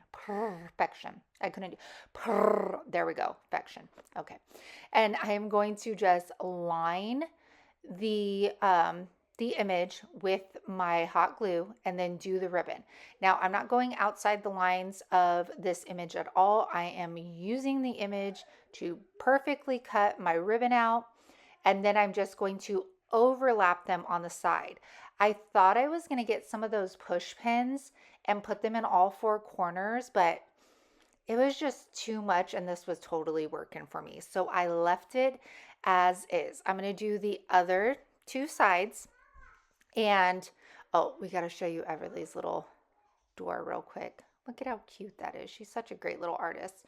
Now, I thought the apothecary stamps come with 4 size fonts, and I thought I could go bigger with this because it's a bigger piece of fabric, but it still just wasn't fitting. So we had to resort back to our the previous size stamp that we used, which was totally fine. I feel like it adds some cohesiveness to it. But you guys, I had so much fun creating these, and I know you guys will too. It's a great way to use scrap pieces of wood, and these are all about like 2x8s, and then I just cut them down to random sizes and sized my photos to the size of my wood. So let's check out how these turned out. Look at how cute. So you can paint your wood like we did here. This one has that crackle on it and it says valuable antiques are dear old friends. Fits the image very well. And then we have our sassy girl over here. The framed ribbon fits perfectly. And this one says, be a stiletto in a room of flats. And then we have our angel, which says, I am 99% angel, but oh, that 1%. Aren't these so much fun, you guys? Okay. All right, we're going to start off with this 2x8. This was actually a shelf that we took out of my booth, and I just cut it down to a random size. I am dipping into vintage mint from JRV Cottage Colors. And I'm going to do 2 coats, front, back, and all of the sides, just a messy coat. Doesn't have to be perfect. I wanted to do 2 coats because I am going to sand this down, so I wanted to have some different layering. And y'all, if the announcements wouldn't stop coming, there are going to be 6 new cottage colors coming at the end of March. So look out, because they literally do not disappoint, and I think you're going to be super surprised. So now I'm going to go into the garage, and I am using 400 grit sandpaper. I'm going to go over the sides, and then I'm going to go over the top of this as well. And this is just going to bring that wood stain back out, and then it's even going to start showing. Do you see how like that wood grain is coming back through? It is stunning. So after I'm done with this, I am going to clean this off. I clean it off with a cloth, and then I'm going to clean it off with a paper towel as well to get all of that residue. And then you guys don't hate me, please, but I'm going back into this Desperado transfer. It is retired from IOD, but since I did that nightstand, I have totally been vibing this whole like theme, I guess you could say. So I am taking my transfer and I am pushing down with the little plastic applicator it comes with as I pull up on my backing here. I'm going to do that all the way down. The transfer paper does have a little tack to it, so it will stay in place for the most part.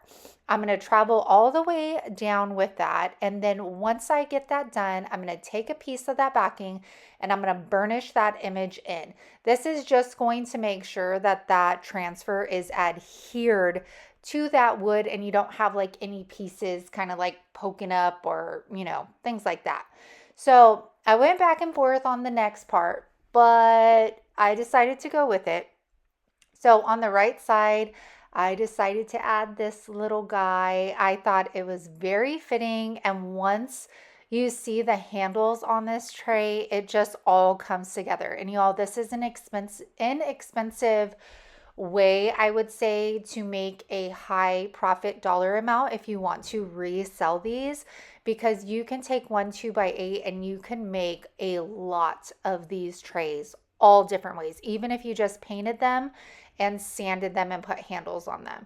So I am going to clear this with Big Top, and although the JRV Cottage Colors have a built-in sealer, we still have to seal that transfer.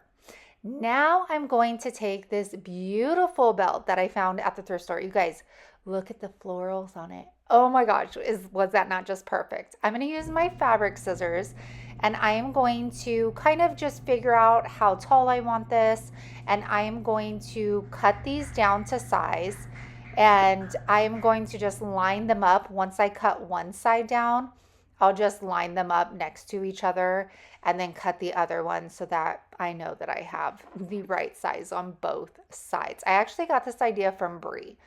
All right, now I'm taking these furniture tacks or pins or upholstery pins, and I am going to put them through that belt, and then I'm just going to use my hammer and put those on in there. I didn't put any kind of adhesive under this. This should definitely hold our handles in place. You guys, this is the only belt I had, but now I want to find a ton more and make a ton more of these to put in my booth, because look at this. This is my favorite wood DIY out of all of them today. I love the distressing and how like the wood and the color peeks through those florals, and then the addition of the repurposed belt. I mean, it couldn't get any better. Let me know what you think about this tray down in the comments, and if you are going to use that belt idea for some hand DIY ever. We're taking an 18-inch wood round. I'm taking golden oak by Rust-Oleum.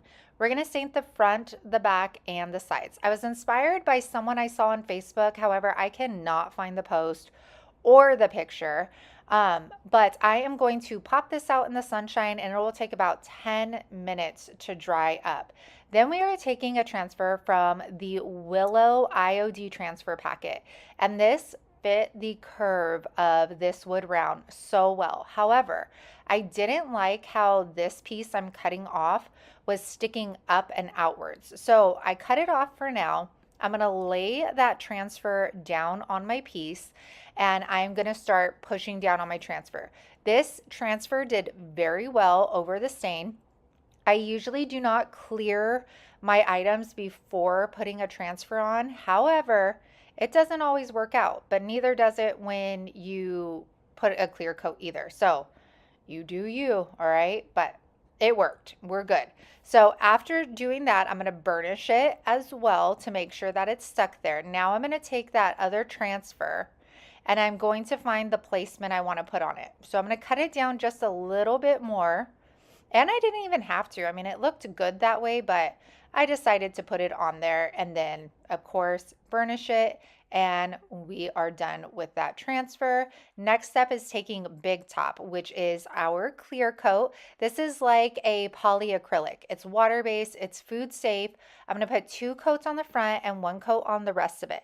I envision this being like a tray that somebody is going to put candles on and a book or a little like trinket dish. That was my vision going into this. Not necessarily for a wall hanger, but it could be a wall hanger. You could add words or whatever you wanted to the left side, but I was definitely seeing a tray. So that was such an easy wood summer DIY. And what's nice is that that print that's on the right side, you can still show that while like it's on your table, and then put all the decorative pieces on the plain wood. So comment with a flower if you like. We're gonna go into that willow transfer again. I can't believe I have this many of them left. Because they're gorgeous. I'm going to use 3 of the birds that come in this packet, and we're going to take a bunch of random pieces of wood that were in the garage. I'm going to start off with Prom Queen and Skeleton Key, and I'm just going to put half and half on my brush just to see what kind of look we get. It gave us like a little streaky look. I'm not hating it, but when it dried down, it was definitely more lighter than I wanted it. So I grabbed letterpress and I ended up spritzing the block with water, and then putting the letterpress on, which is a lighter gray, and that darkened it up just a tad bit. So I did paint the front, the back, the sides. It's a freestanding side, so make sure to paint the back. And now I'm going to add some stamps. I wanted to make the bird look like it was standing on a branch. So I stamped that, then I placed my bird, and this came off so easy. After the bird, I'm going to grab some leaf stamps just to add that little extra detail. And I'm going to put the stamp on the 3 little twigs that are sticking out on the right side. And I also curve the stamp so it goes around the wood sign and looks cohesive. I also put one on this top part because it was way too plain. And then this little bundle of flowers right there. And y'all know I'm extra, so I couldn't stop there.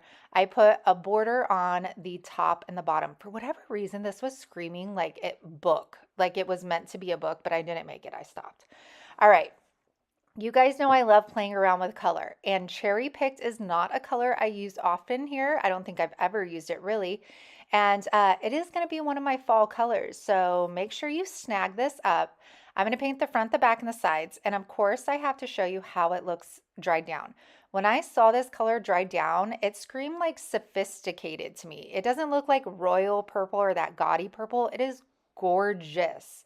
So we're going to paint the rest of it. I'm going to get this berry transfer again out of the same booklet, and we are going to put that down on, and then we're going to layer this neutral bird over top it. And let me tell you, this neutral bird against that cherry picked and those berries looks amazing. I couldn't envision it any other way now that it's all put together. Look at that.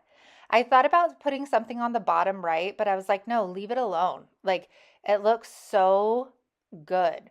And now, of course, there's another one, you guys, one more. So, can you tell this was a leftover piece of wood? I'm taking old school. This is another oops one, you guys. Taking old school. I put my transfer on. Well, the transfer is not sticking to my paint. And it's starting to lift the paint a little. So then I decide I'm going to grab Big Top and I'm going to clear my piece. So I do that. I get another transfer, put that on. Well, this time the transfer is pulling up the paint. You can't see it there, but it's like you can see the Big Top is peeling off. So I kind of clean it up and I try once again. And this time a little bit of it came off, but it was also like ripping the transfer. So it kind of looked unfinished. So then I have to go back to the drawing board. What can I hide the top part with? So I grabbed this red floral. Well, guess what? It didn't stick. So at this point, I'm like, okay, how can I save this? I'm gonna distress it. If all else fails, you guys just distress it. So I distress the sides and then the front. I'm going to wipe that back, and then I grabbed another flower and it stuck, okay? And I'm like, okay, this is good, this is good. I grabbed the bird transfer and I'm like, if I waste this transfer, I am just going to, oh my God, But it went on effortlessly. And so then I grabbed my sanding block because I wanted it all to go, and I distressed on top of the bird as well. And look at how cute that looks. I did add one more piece of the green leaf over the top right. Sorry, I don't know why I filmed that. And then I'm just going to grab my clear wax by DIY, and I am going to clear all of my pieces, the front, the back, and the sides. You can also use Big Top, or you could use your liquid patina to clear your items as well. I do this with all 4 of them, starting from lightest to darkest, because sometimes the DIY wax carries with the darker ones. And look at how gorgeous these turned out. Scrap wood. I put a bunch of different elements together. I had an oopsie moment, but we fixed it as we always do. And I had fun playing around with the colors, especially look at that cherry picked. It is so pretty. I am happy with all of these. I hope you guys enjoyed this summer wood DIY video. Make sure to check out the playlist down in the description box. Cabinet door. I've had it forever, and I've been saving it for just the right piece. I did not even have to paint this, y'all. It was just perfection. So I'm taking the new Prestige stamp, and I am going to lay this out. I didn't want to waste your time because it literally took me forever to space it out, lay it out, and figure out what I wanted. But what is great about the new stamps is that they printed the images onto the masks. So it seriously makes it so easy to form your layout. So I'm going to lay my stamps out here, and then using our stamp mount, these are available on the website. I was able to pick up all 4 stamps at the same time. Talk about easy DIY and upcycle. So I am going to use the black ink. Once again, this is permanent ink by IOD. I have in stock black, tomato, china blue, and stone gray right now. I'm going to flip that on over, and while holding a part of the mount with one hand, I'm going to press down on the stamp with the other one. I don't want to press too hard because I don't want to smear the ink on this. It's kind of a slick surface because the cabinet door is painted. So I'm just being nice and gentle with it, making sure I get all of my details in there. And then I'm going to lift this on up, and that's when the magic happens because these stamps make everything look so beautiful. All right, so I do the same thing to the opposite side, lifting my masks as I put the stamps down. That way I don't lose my placement. And then I'm going to repeat that same step of just flipping it on over, using our ink, and then flipping it back down. I absolutely love how this turned out. I thought so much about adding more details or flowers or crackle or cup hooks so somebody could do like their teacups on. But then I was like, you know what? Let somebody else kind of put their own touch on it because I think it looks beautiful just as like a sign in an entryway or over a beautiful bench. So many possibilities. So I am going to now put some stamps inside the cloches. I decided I was going to leave the bird cages as is and then just accessorize the inside of the cloches. Now the cloches don't need any kind of masks in them at all at this point. So I am using the books for the taller cloche. And then I am going to use this little, it's like an egg cup, but you can use it however you want. And we are going to stamp that up, put that on the bottom, and then we are going to grab the mask that comes with our stamps, and we're going to put that on top of the little egg cup. And I'm going to grab one of the eggs. I think there's 3 eggs in this collection. And voila, that turned out so cute. And then for the third cloche, we are going to use the little bird's nest. Let me tell you, that thing has so much detail in it. And then I wanted to just give you kind of like a close-up of the cabinet door itself.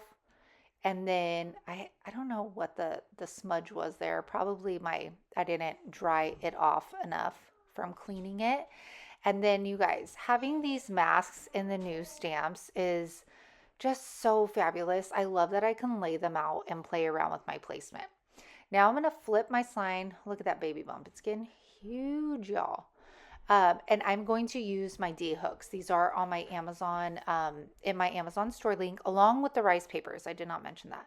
I'm going to measure them in about, I think it was like 1.5 inches. And then I'm going to screw them in on both sides. These hold up to 50 pounds. And then I am going to, oh, didn't need that clip in there, spray it with clear matte by Rust-Oleum. I did 3 healthy coats of this, and here's how it turned out. This was such an easy upcycle.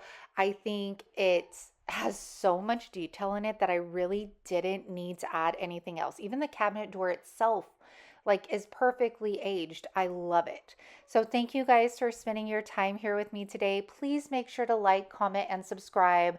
Let me know which one of these wood DIYs was your favorite and that you hope to recreate. And I will see you guys here again on Tuesday. Have a fabulous weekend, my friends. Bye. Taking another piece of that 2x10, I'm pretty sure it is. I'm taking Sandy Blonde by DIY. Y'all, this is like the perfect crockery color. Oh, it is so gorgeous. All of these, if you guys didn't watch my live, I showed you all of the new DIY paints I got, and if you couldn't tell, I'm obsessed. So initially, we're going to paint the back and then the sides, but you do not actually need to paint the back. Just paint the sides with the tan color. Going over the fronts, we're going to do the same thing we did with the first piece, and we're going to paint it white because this is where our decoupage paper is going to go. I'm going to take this beautiful decoupage paper. It says T on the little container, so just wanted you to know so that you pick up what I'm putting down later. All right, now you guys, please tell me. I was like, you know what? I'm going to take the liquid patina with a big brush. That way I could do more in less time. Now, I don't know if I oversaturated it or what happened, because you can see on the right, it started pulling up, almost like it was shrinking or something. So do you see on the right how it starts tightening up and then popping up on me? It was the weirdest thing, and the only thing I could think of is that maybe I put too much too soon, or I did too big of sections. I'm not sure, but it ended up working out. So again, just taking that finger sander and getting the excess off. Now I'm going to take some more molds and we are going to use our clay. So I'm using the DOS clay. And you guys, I think I'm getting better at this. I really am. It is getting a lot easier. I think you just need to keep doing it. If you're new to my channel, I'm not a fan of the clay. I rather use the resin all day long. However, I needed 4 of these and using the resin just wasn't going to be practical since you have to wait 10 minutes in between each one. So I'm going to fill this up. All you have to do is push back with your finger. They have little lips around the images so that you can easily push back the clay and it will just take the excess off for you. So again, I am making 4 of these. I dusted the mold with cornstarch just so I can ensure that it does not stick. Now we are going to go over to our letter molds, and let me tell you that don't tell anybody I said this, but the clay is actually a lot easier for the letter molds than the resin.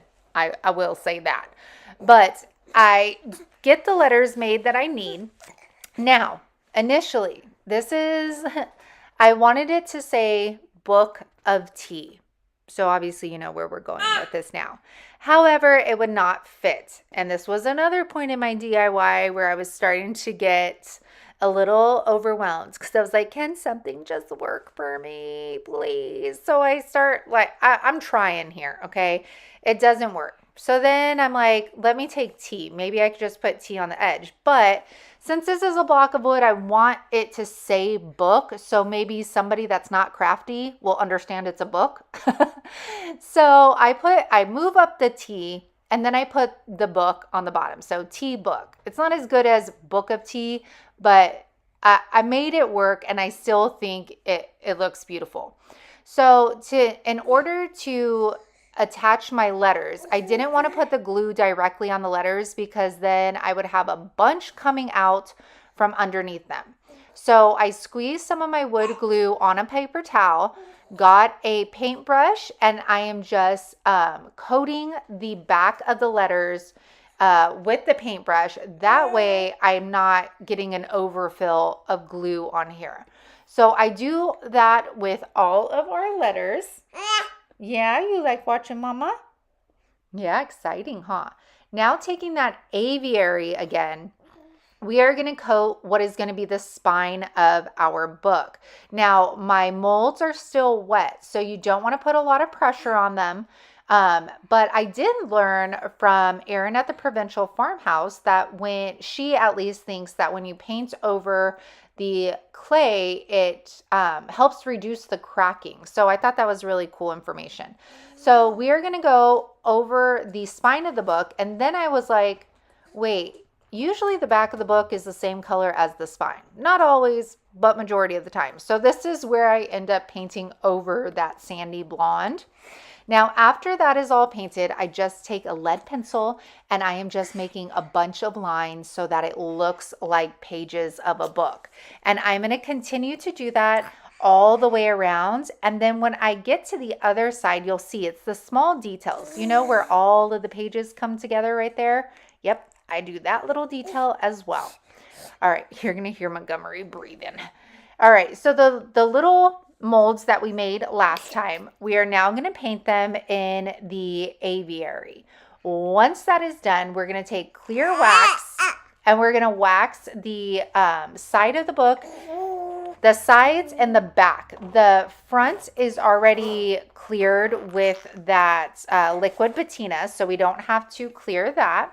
I will also put the clear wax on our little embellishments as well. Once that is done, then we're going to take our dark wax and we're going to stipple that on. Now, remember, I put the clear wax on there so that we can easily wipe back the dark wax. If you were to put that dark wax right over your paint, it is going to absorb into your paint and you're not going to be able to wipe off as much of it. So that is why I go with clear and then the dark wax. I'm also going to do this same thing on the spine of our book so that we get those letters to really pop out at you. So I put it all over our letters. Then I'm going to wipe it back. I'm going to get my paper towel and I'm going to buff that remainder wax around it. So it just looks dark and old and the letters are really going to be nice and bold. I take the wax and I also just kind of dust it around the edges of the back of the book, and then I will also buff that out as well. Now, we couldn't use green without the gilded gold wax. So I put some on my finger. I am just dabbing it. I'm not rubbing it. I am dabbing it onto our letters. And then you are going to see on our little pieces right here how much, look at just even this far away, the detail comes to life with that gold. And we are going to take our little embellishments and I am going to glue those to the corners of our book. And that will be it, you guys. I hope this inspires you to think outside the box. I don't think I've seen somebody do this with the molds and the decoupage paper, but what do I know? So I hope that you guys really enjoyed this video. I hope you guys are excited about wood. If you want to see more wood DIYs, please comment wood down in the comment section. But look at that detail, you guys. The green is absolutely beautiful with that dark and gold wax. This decoupage image is stunning and so detailed. Oh goodness, you guys know my obsession with books. This is everything. Love it. Let me know which one out of the three was your absolute favorite. All right, this next one, you guys, everything happens for a reason. So taking this piece of wood, I believe this is a 6 by 12. I'm going to paint it with Rich Black by Folk Art. I am going to do the front, the back, all of that. And then I'm going to let it dry. Next, I take these Folk Art rub-on transfers. This was my first time using the Folk Art rub-on transfers. Now, I cut out the one that I wanted, and I am going to apply that just like we do any other rub-on transfer. You can use your Cricut scraper, a library card, doesn't matter. Just go over, you're going to press down very well with it. You're going to lift a little at a time. If some is still stuck on that paper, you just place it back down and keep rubbing. So after this, you guys, I took it outside and I sprayed it with the clear matte by Rust-Oleum, okay? After it dries, I come in, I get my permanent vinyl, which you see me doing here. I put it on and then, oh my word, do you see that? The transfer comes off with the transfer tape. And that transfer tape is not heavy duty, y'all. So I was like, how do I make this work? I tried making it look rustic. I was like, no.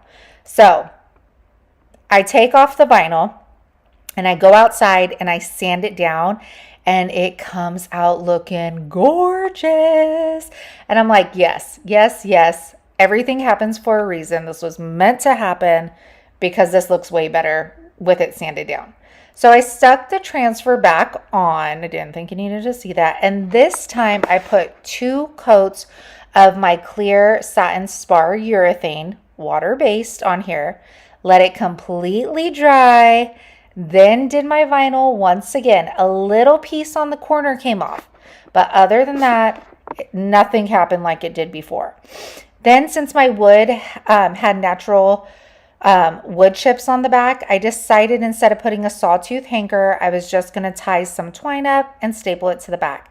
And look at how gorgeous the wood grain is, the distressing, that beautiful yellow against the black. And mom, oh my gosh, your mom would love this. Mom is the heart of the family. Love it. Now, this is a great way to use up 2x4 scraps. These were already stained. I think we use these for our booth too. I cut them down to random sizes, and I'm just going to take a bunch of molds that I just had poured in my drawer, and I'm going to just figure out placement on them, what I want them to look like. These would be great for tiered trays, sitters. You guys, I'm a mess. And they'll be great to resell as well if you are in that market. These resin pieces I dyed with resin dye. All right, so for this one, I'm just going to show you what I did to all of them, but I'll make it kind of quick. So this one, we're going to paint it all one color. So I'm using my Type Bond Quick and Thick and then my hot glue. We're going to attach those. These molds are from the Primitive mold, and I did restock all of my IOD products and I added more in there. And y'all, that new release is coming next Friday, the 15th. So be on the lookout. All right, now I'm going to paint this with Skeleton Key, and then I'm going to coat it with Big Top. I decided to do a coat of Big Top because when I wipe back my white wax, I didn't want to run the chance of wiping back that Skeleton Key off of my molds. So once that completely dries, I'm going to go in with my white DIY wax and a chippy brush. I'm going to stipple that on and all around, and then I'm going to take a paper towel and we are going to completely buff that on out. Using wax to bring your details back out of a piece is such a great use for it because it really does show and feature the mold to the full extent. So, oh, actually I used a microfiber cloth. So in case you didn't know, the microfiber cloth is going to take off more wax than a paper towel would. So if you're ever like, oh my gosh, this is way too much, try grabbing a microfiber towel and that will help. All right, moving on to this little piece. Now, this bunny is actually from a Prima redesign mold. I got it off of Amazon. I don't even know. I'm sure it's still available, I would think. And again, I dyed this one with my resin dye. I'm just stippling on some wax over this and I am wiping this one back, and you can see how that white wax just settles in all the little hairs of the rabbit. Now for this 2x4, we are going to go in with a apothecary, and I am going to coat the front, the back, the sides. I even do the bottoms, especially if you're going to resell something, y'all. Just finish it. Do it the right way the first time. You know what I'm saying? So I'm going to let this dry. I only had to do one coat of the apothecary, and then I'm going to grab Whispering Willow. Or no, sorry. This is Painterly Florals. And you guys, I finally was able to order this and have it in stock. This is that like watercolor one that I used on last week's video. I have it in stock now. So I'm going to use these little lavender sprigs here. I'm going to cut the excess off, and then I'm going to put this bigger piece on the front, kind of letting it run over the sides, and then those two other little sprigs that I cut off, I am not going to put those to waste. I am going to use them. So I put those on the back just for a little added detail, and then I'm going to take that little bunny head and I'm going to adhere it to the front right here. This one was super simple, and you guys can go all out with these. Like, you can add as much or as little as you want to. For oh, and then we have to seal our paint, of course. So the bunny we don't have to worry about, but that apothecary and that transfer we still have to seal up. So I'll seal that with clear DIY wax. For our third 2x4, this one, it's so funny. I always have to have an oddball because this one does not go with any of these other 2x4s. I am going to use this rooster. Then I'm going to cover the entire piece of wood with weathered wood. I should have just left it stained and then painted the rooster by itself, but it's all over and done with now. I'm going to take Pennies from Heaven, which is a copper liquid patina, and I'm almost going to like do a dry brush over the rooster so that I can bring out the details of it. Now, I am going to clear this with DIY's clear wax, and then one of y'all actually commented asking if I would use the shipwrecked wax, which is our teal wax. So we are going to bring that in to this DIY. So like I said, first I'm going to clear the entire piece. I wanted it to look still matte, so that's why I did not cover it with Big Top or liquid patina. And then I'm going to grab Shipwrecked and I'm going to stipple that on to the rooster. This is a great way of getting that old patina look. And after I am done with that, I'm going to take our paper towel and I'm going to buff that on out, and it's going to sit into all those details and be absolutely beautiful.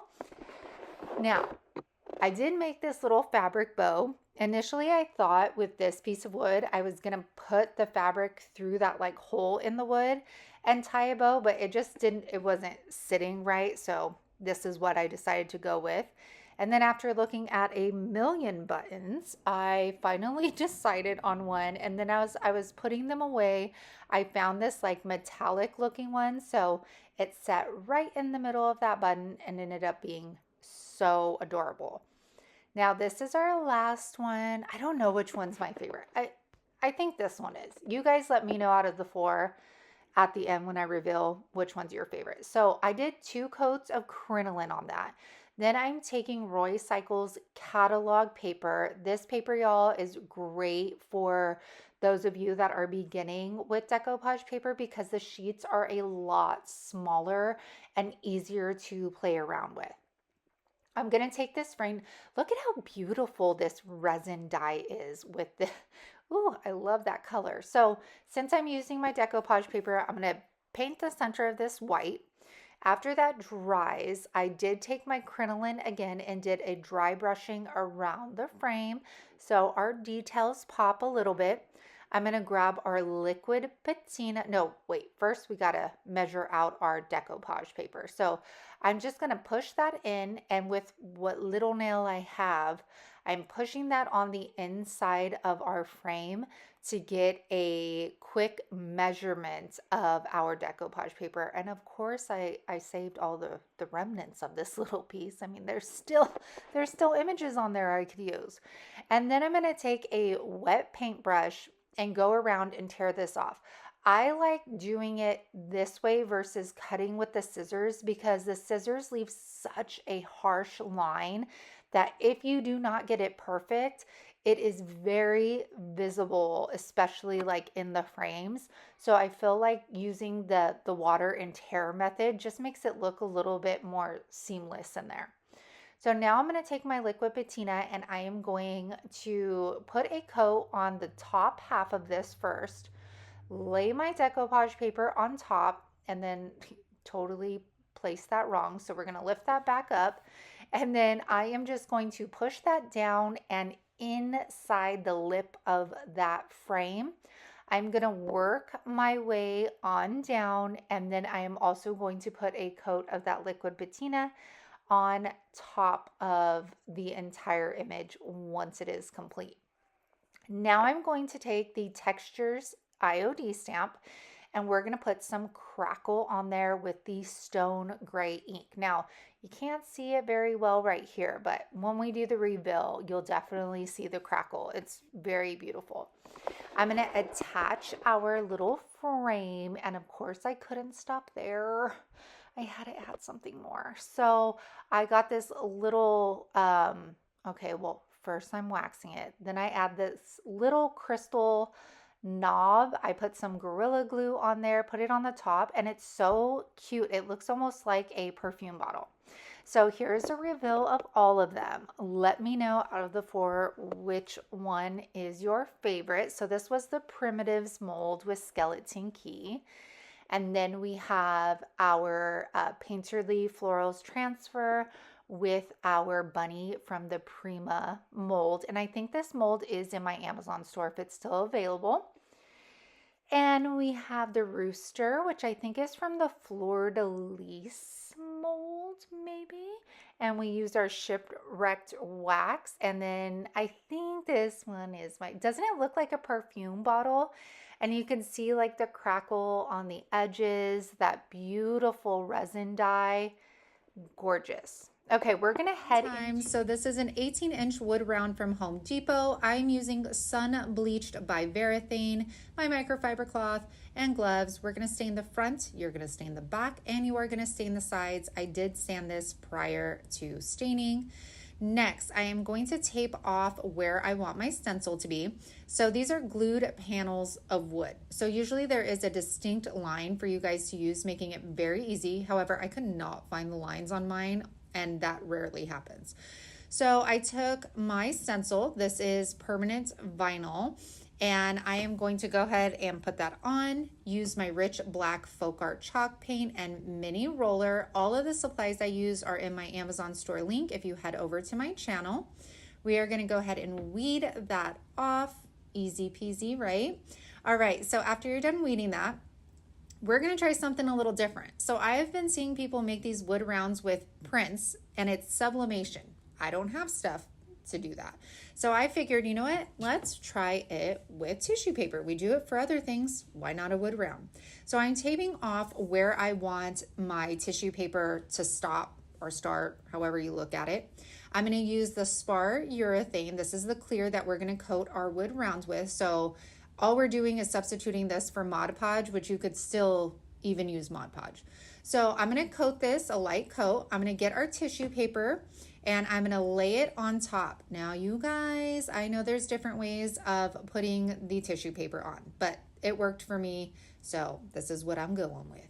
So you're going to lay that on. I'm going to start tapping this. Do not rub or you're going to rip your tissue paper. It is so thin. So just keep patting it down. And then you're gonna bring it all the way up to the edge. And I will show you, once I flip this around, I do the same thing. I coat the bottom, but this time I like folded the tissue paper in half and it made it so much easier to control. And again, we're just gonna pat this all the way down and then I let mine sit and dry overnight just to be safe. I really wanted that tissue paper to harden up. Next, I grab my rough sanding block from Dollar Tree. This is my favorite sanding block ever. I'm going in downward motions right on the edge. We're taking off all that excess tissue. We're gonna do that all the way around our wood round and it comes out flawless, you guys. So once we're done with that, we're gonna grab that spar urethane water base. I'm gonna do 2 coats on the front, the back, and the sides. This clear is meant to protect your wood signs from the elements of being outside. So after we're done with that and we let it dry, we flip it over and I'm going 4 inches in on each side and attaching my D hooks. Again, all of this stuff is in my Amazon store link if you head over to my channel. So we're gonna screw those in. I'm gonna grab some wire jute. This is just from Dollar Tree and it's seriously my favorite way of hanging my wood rounds. It works great. After you're done with that, we are going to go ahead and make our bow. So grabbing some burlap ribbon from Dollar Tree, I cut 2 17-inch strips. You'll actually need to cut 3 though. And we're going to glue the ends together. I also cut a 6-inch strip. We're going to make like a little cylinder out of that. All right. And now I'm going to make 2 tassels. I have a lot of beaded like garland videos. I'll attach those in my hot video if you want to check out how to make these. I'm going to go ahead and string some more twine, 8 wood beads because I wanted 4 beads hanging on each side. Attach that second tassel, and now we're going to put our bow together. So I'm just squeezing all of our elements together, grabbing a zip tie. This is like my secret. I love it. It works so well. Once you have that bow where you want it, you're going to tighten that up, cut the excess off. Now, this is heavy duty Velcro, and it is my favorite way of attaching bows because then you're not committed to keeping that bow. So now I can change it to be blue, red, I mean, whatever I want. So I actually, on my front door right now, I've had a wood round up for about 2 months and with the Velcro, and I mean, haven't had any issues. So we're gonna go ahead and attach this to our wood round and we are done, you guys. I hope you loved this wood round and I hope it inspired you. All right, y'all. I hope you love this wood round. I hope it gave you some great ideas on the possibilities that can be had with them. It doesn't just have to be stain and paint. There are so many things that you can do with these beautiful wood rounds. I hope you loved this, and I can't wait to see your creations. Head into the garage for this one. I'm going to use a 1x6 and a 1x3. This is just a random size piece of wood. I just grabbed what I had. The 1x3s I did have to measure out. So we're going to take those 1x3s and we are going to cut them down to size. So what I do for that is I lay it next to the side. I will mark it off and then I will draw my line as to where to cut. Now we're going to go cut that piece and then we're going to come back and then now I'm going to do the front. So our two sides are done. We're going to mark that off and then draw our line. And then I'm going to share a little pro tip. Pro tip here. Wherever you cut your line, so this is the piece that I want up here. I want to cut below this cut line because you have to factor in the width of your blade.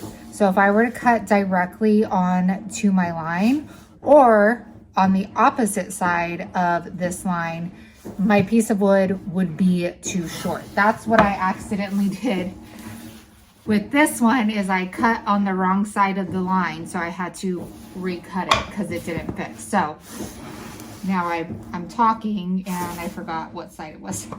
And this wood is not straight, so I need to cut on this side. It would be too easy for these to like match up, right? Way too easy. Hello. These, we're not gonna build a bathroom box, but these are great ways of building the toilet paper holder boxes. I have one in my bathroom right now. So this one's like a little longer, but we're good. Okay. All right, now we are going to sand our pieces. I'm just using 400 grit sandpaper. These are nicer pieces of wood because they came from like our remodel. But usually if it's a rough piece of wood, I would do 80 grit and then 220 grit. Now we're going to put our box together. So I am using Titebond wood glue. I am going to glue them to our bottom piece of wood, the sides, and then we'll do the front. And I like to always cut the front longer than the sides because the front is what is usually going to be the front of your piece. We're going to clamp those. We're going to leave it to dry, and then we are going to bring it back inside. Now I'm just going to put in some nails. I put 2 on each side to attach all of those wood pieces together. And then on the back, I'm going to put a nail through the bottom to ensure that it is also connected to the wood on the inside. I'm going to attach our molds. This bunny, again, this is from the Prima Redesign mold. And I am going to attach it with our wood glue and our hot glue. And then I'm going to take these little floral bundles. I think these come from the Farm Animals mold. They have like little flower bundles in them and then like hay sticks of hay. And I'm going to use these. These are actual candle holders. They come from the wood pile section at Hobby Lobby. And I'm going to attach them with wood glue and hot glue. Now, my preference would have been to use JB Weld on these because y'all, I mean, no matter if it's wood glue or not, if I were to drop my box, the legs would pop off. So I would say if you're going to sell, JB Weld is awesome for legs. I decided to do a custom color. So I mixed Petticoat Pink with Cowgirl Coral, and this is going to give us a soft peachy color. It turned out absolutely beautiful. We are going to just do one coat all over the box and the inside, and then we're going to take our DIY clear wax and we are going to coat the entire box. but we're going to do it in sections because we're going to apply white wax to this. So I am going to apply it, stippling it on, especially to push it down into the details of the mold. And then I carry it throughout the entire box. And I'm going to use a paper towel for that. Again, use microfiber cloth as well if you want to take more of that wax off. And then in the reveal photo, I'm actually going to show you it before any kind of wax is on, so you get an idea of what that paint color looks like dried down. But it came out absolutely beautiful. So this is before I applied the wax. The color is so soft. If you have Cowgirl Coral, then you know it is such a bright color. And Petticoat Pink is a super light, soft pink. So the combination of the two ended up being just what this box needed. And then here it is with the white wax pushed into all of the details. I love the little legs. They just make this box complete. And y'all, this is like a heavy duty box. It is heavy. I love how this came out. Love it. All right, this next one I'm keeping too.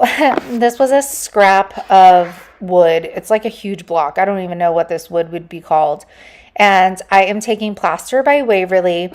And again, you guys, you do you. If these aren't your colors, if this isn't your vibe, use the idea and use like your own graphics and creativeness. But I just want to show you the concept behind it. So I'm going to paint the front, the back, and the sides because this is going to be another freestanding sign. After that, I'm going to take my Dollar Tree twine. I'm going to hot glue a piece of it to the back of my piece of wood. Now I'm going to go around it 4 times nice and straight, and I'm making sure that I'm holding this very tightly. I do not want this twine loose at all. Then I go around it like 4 more times, but a little bit more messy. And then I stop and I'm like, oh, this is a boho vibe. I need to add something else. So I grab my natural wood beads and I am just going to string them on to this piece of twine. I put about 5 on. I don't glue them down, so like you can actually move them, group them together, whatever you want to do. I just make sure that twine is nice and tight, and then I'll tack it off on the back with some hot glue. So after that is done, I take my design that I made, and for my members, I know I already released these designs. I'll give you another link because I put this one in there too. So I'm going to take the rainbow and I'm going to do the rainbow first. I don't know how to work my Cricut. I'll learn. Okay, so using the stencil vinyl, I'm going to do 3 different colors. And if y'all didn't know, this is my vibe for Baby M's Nook. So yeah, I'm definitely keeping this for sure. And I'm using Mustard by Arteza. This is like their outside acrylic paint. I'm going to do 2 coats of each color. Then I took like a bunch of different pinks. I think I took hazelnut, sandstone, which were like browns, and then Diva pink acrylic paint, and made this beautiful like mauve pink color. Now this next color is sandstone. This is the new color from Waverly, so you can see how light it is. It is like peachy tannish. I don't know. It's like the perfect neutral color. So if you do see the sandstone in the new Waverly colors, pick it up because I feel like this is going to be a hot color to use all year long. So you could see how it looks against the plaster. Love it. So after that's dry, I'm just going to add one final addition, and that is going to be putting Mom on here. I love this. This comes out so cute. And I'm just going to use hazelnut for this color. And like I said, if the rainbow isn't your vibe, you know, like put flowers or a butterfly or whatever like your mom represents to you, that is what you can put right in this space, or just a saying. And this is how it turned out. You stick your photo right in that twine, and I love it. It makes me smile so big. I cannot wait to put a photo of myself and baby M in there, and it just goes with her nook so well. For our last wood DIY, I'm going to take more of the 2x8. Again, this was another shelf from the booth, and I just cut it up into different size blocks. Now, if you've been on my channel for any amount of time, then you know I like to recycle my throw pillowcases from my couch.